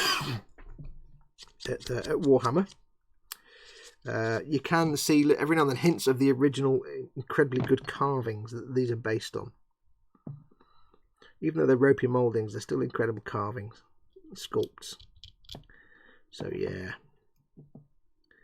lovely, lovely detail. But yeah, this tool, the mould line removal tool, is just a real nice, quick way to get rid of these mould lines without scratching the surface to crap. Because you with the modelling knife, yeah, you're going to get scratches and gouges everywhere. Because the blade skitters and moves and bends. This thing, it doesn't. It's rigid steel. I assume it's steel. Certainly rigid.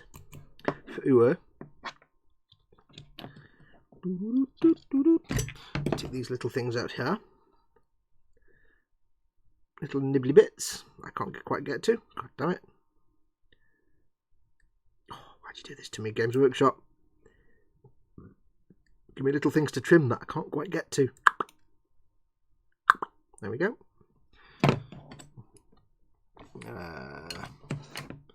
Beyond Hope says, Steve said, Cynical Mac Steve, Google Kitty Dog. It's not something I'm reposting here. Oh God. Yeah, in that case, I'm not going to Google it. Whenever somebody gives you something and you think, I'm going to Google that, you should always take a moment to think, hang on, wait, there could be consequences.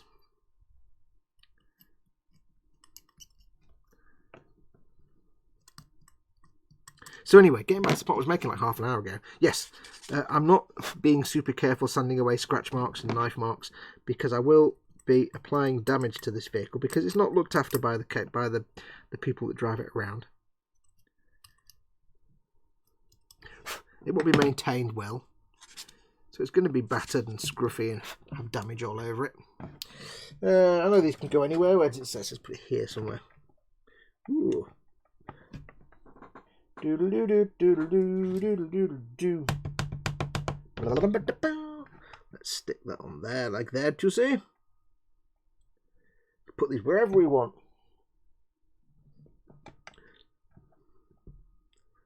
Stick it. Now I'm gonna be clever now and actually remember that this bit's got to go on there somewhere. So if I put that there, and then that can't turn round.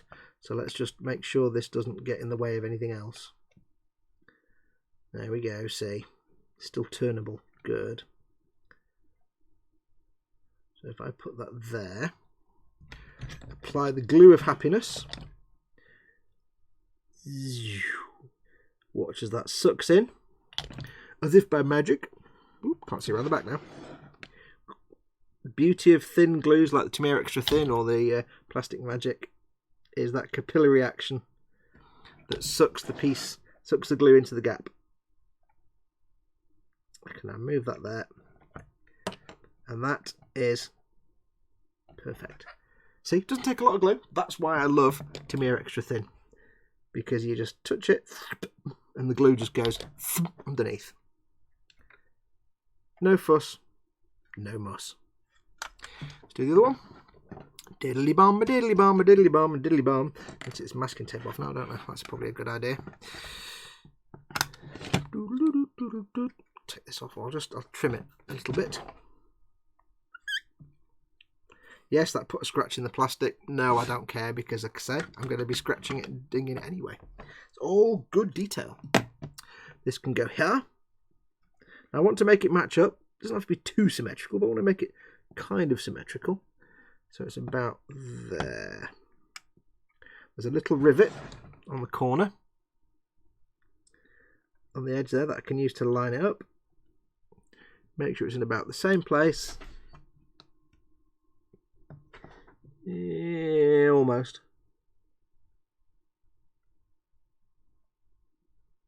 Okay. Almost. And then we'll get some glue. Caterpillar action. Now it's moved a little bit, but that's fine because you do get some wiggle room. Glue sucks in into the gap. I can wiggle it into place. Make sure it's straight and lined up. Diddly bomb, a diddly bomb. Now there is a bit of a mould line on this flat bit here, but I can actually sort that out. Once this is dried and cured and fully glued in, I can go back and sort that out later with a knife blade. It's fine, it's not a problem. So there we go. Yes, there's a few mould lines on there that I need to take care of, but that's not a problem. So that's got spiky things. Let's have a look. Oh, we're talking about all kinds of things in chat. So I missed at the start. What's everyone working on right now? Asks Fluffy Guts. Okay, let's just see what people are working on. I'm working on. Yeah, you know what I'm working on. Be back later. Real life stuff, says Skill Model Muse. Oh, hi Muse. Didn't notice you come in there. Hi Muse. We're going to be finishing in a minute, but thank you for coming in. When did you come in? I did miss a big chunk of chat, so I do apologise. Right, swig of tea. Swig of tea. But I've learnt now, you see, with the way this didn't fit together very well, at least now I can turn these. If I want to put something there, I can turn him, and it's not in the way of that now. Here, I've learned with my brain, and you couldn't see that with my hand, but never mind. Yes, so now I can see. I can put him in, I can spin him round, he's not getting in the way of that. Yes. Kick ass. What else can we put on? It says we can put a second chaos symbol on the back door, but we only have one for Death Guard. Okay, people in chat, tell me. If I have... I'm going to zoom in for you. If I'm doing Death Guard, and I've got a Death Guard symbol on the front, can I then put a generic chaos symbol on the back? Or want to say, well, or that one, perhaps? Or does that make no sense? Is that a generic chaos, or is that a specific chaos god? I know I can't use that one, or that one. But can I use the generic... the 9-point star, as well as the trilobe Death Guard symbol? Because I don't have another trilobe symbol. It's a bit rubbish. I get one. That stab! Ow! I've got that on there. I've got another one. The 2 8-point sign says Mordraka.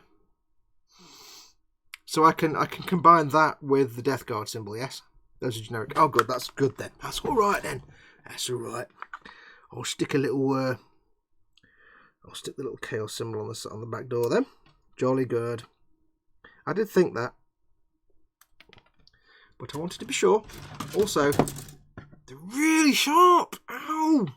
Really? Oh, you could do somebody harm with that. And I just did. Ow! Yes, that's a generic chaos symbol. Good. Fox, if the Rhino's been repurposed by the Chaos Forces, maybe they left stuff on there from the previous owners. Wouldn't that suggest though that, say, Cinch would have stolen it from Death Guard, or would they take each other's stuff? I know they take Imperial stuff, but would they take each other's stuff? Is that the done thing?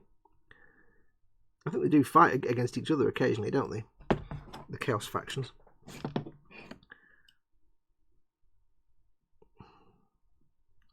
Very careful now, because it's a very small part and I've got not much room to move around.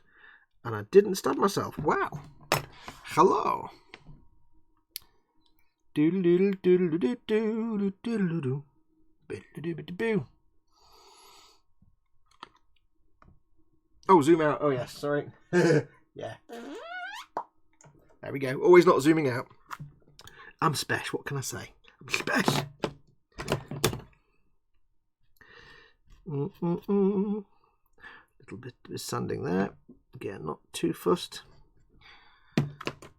But this will be a good... when I do paint all this chaos stuff, all this Death Guard stuff, it's going to be great fun, because it'll be the first time I've been able to use Nylak Oxide.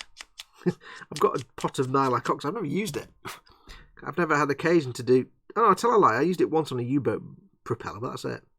Never had occasion to use it on a Warhammer build, because I don't even know why I bought it. Need more zoom. I'm zoomed out all the way now. Put that there. This can just be plunked any old where. Any old where. Ow! Stab a tea with the... Oh, those front pointy bits are going to be a pain now, aren't they? Right, we'll get a little touch of glue.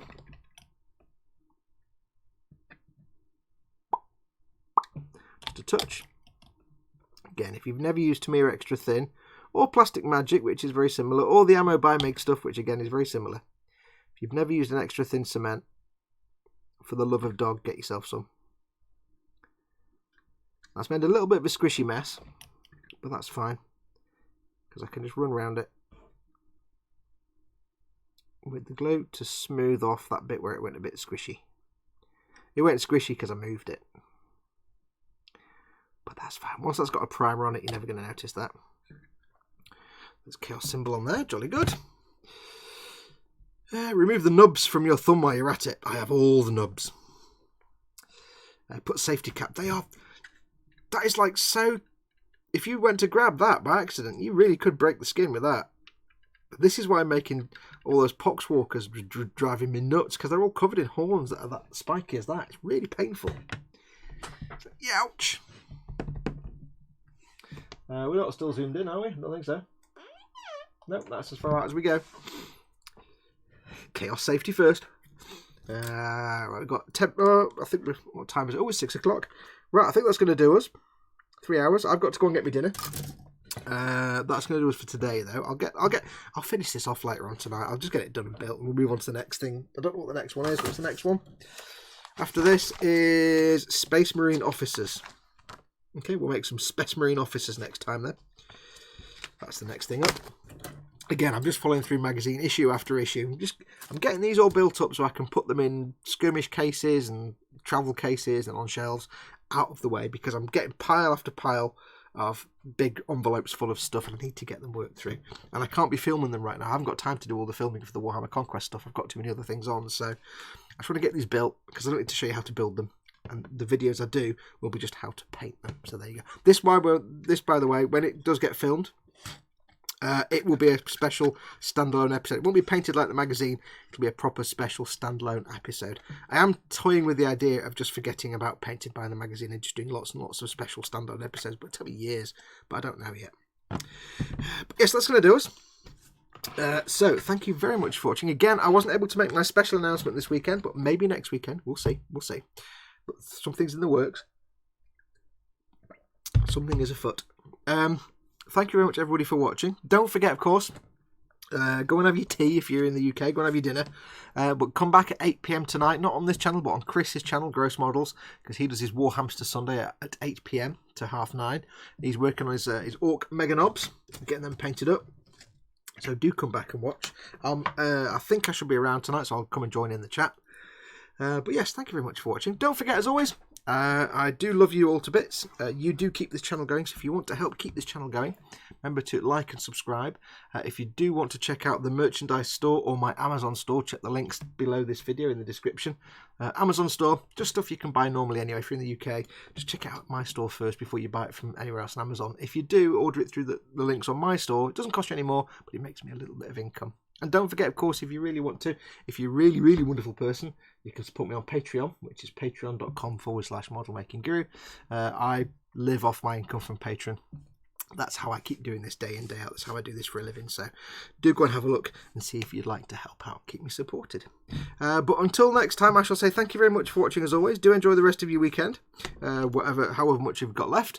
I shall say do take care of yourselves. I'm still working through, I'm in the middle of filming this thing. So this thing is ongoing. I'm filming. It's going to be only a quick video with not a lot of talking in it, just lots of showing. But I'm still working through that. So hopefully we'll get this finished in the next couple of days, next day or two. We'll get finished this week, and then we'll get back onto the Sazabi. Like I say, if I can do the outlining technique on this, then I know I can use it on the Sazabi properly. If not, I know I don't want to use it on the Sazabi, so we'll see how that goes. So stay tuned for that, and then we'll get back on with the Sazabi. But until next time, I shall say thank you very much for watching. Take care of yourselves. Go make something awesome. Go be awesome, and go have some awesome food if you've not had your dinner. If you have had your dinner, go eat some more awesome food. And I shall say, adios, amoebas. Hang on, I've not got my button ready. Hang on. Oh, wait.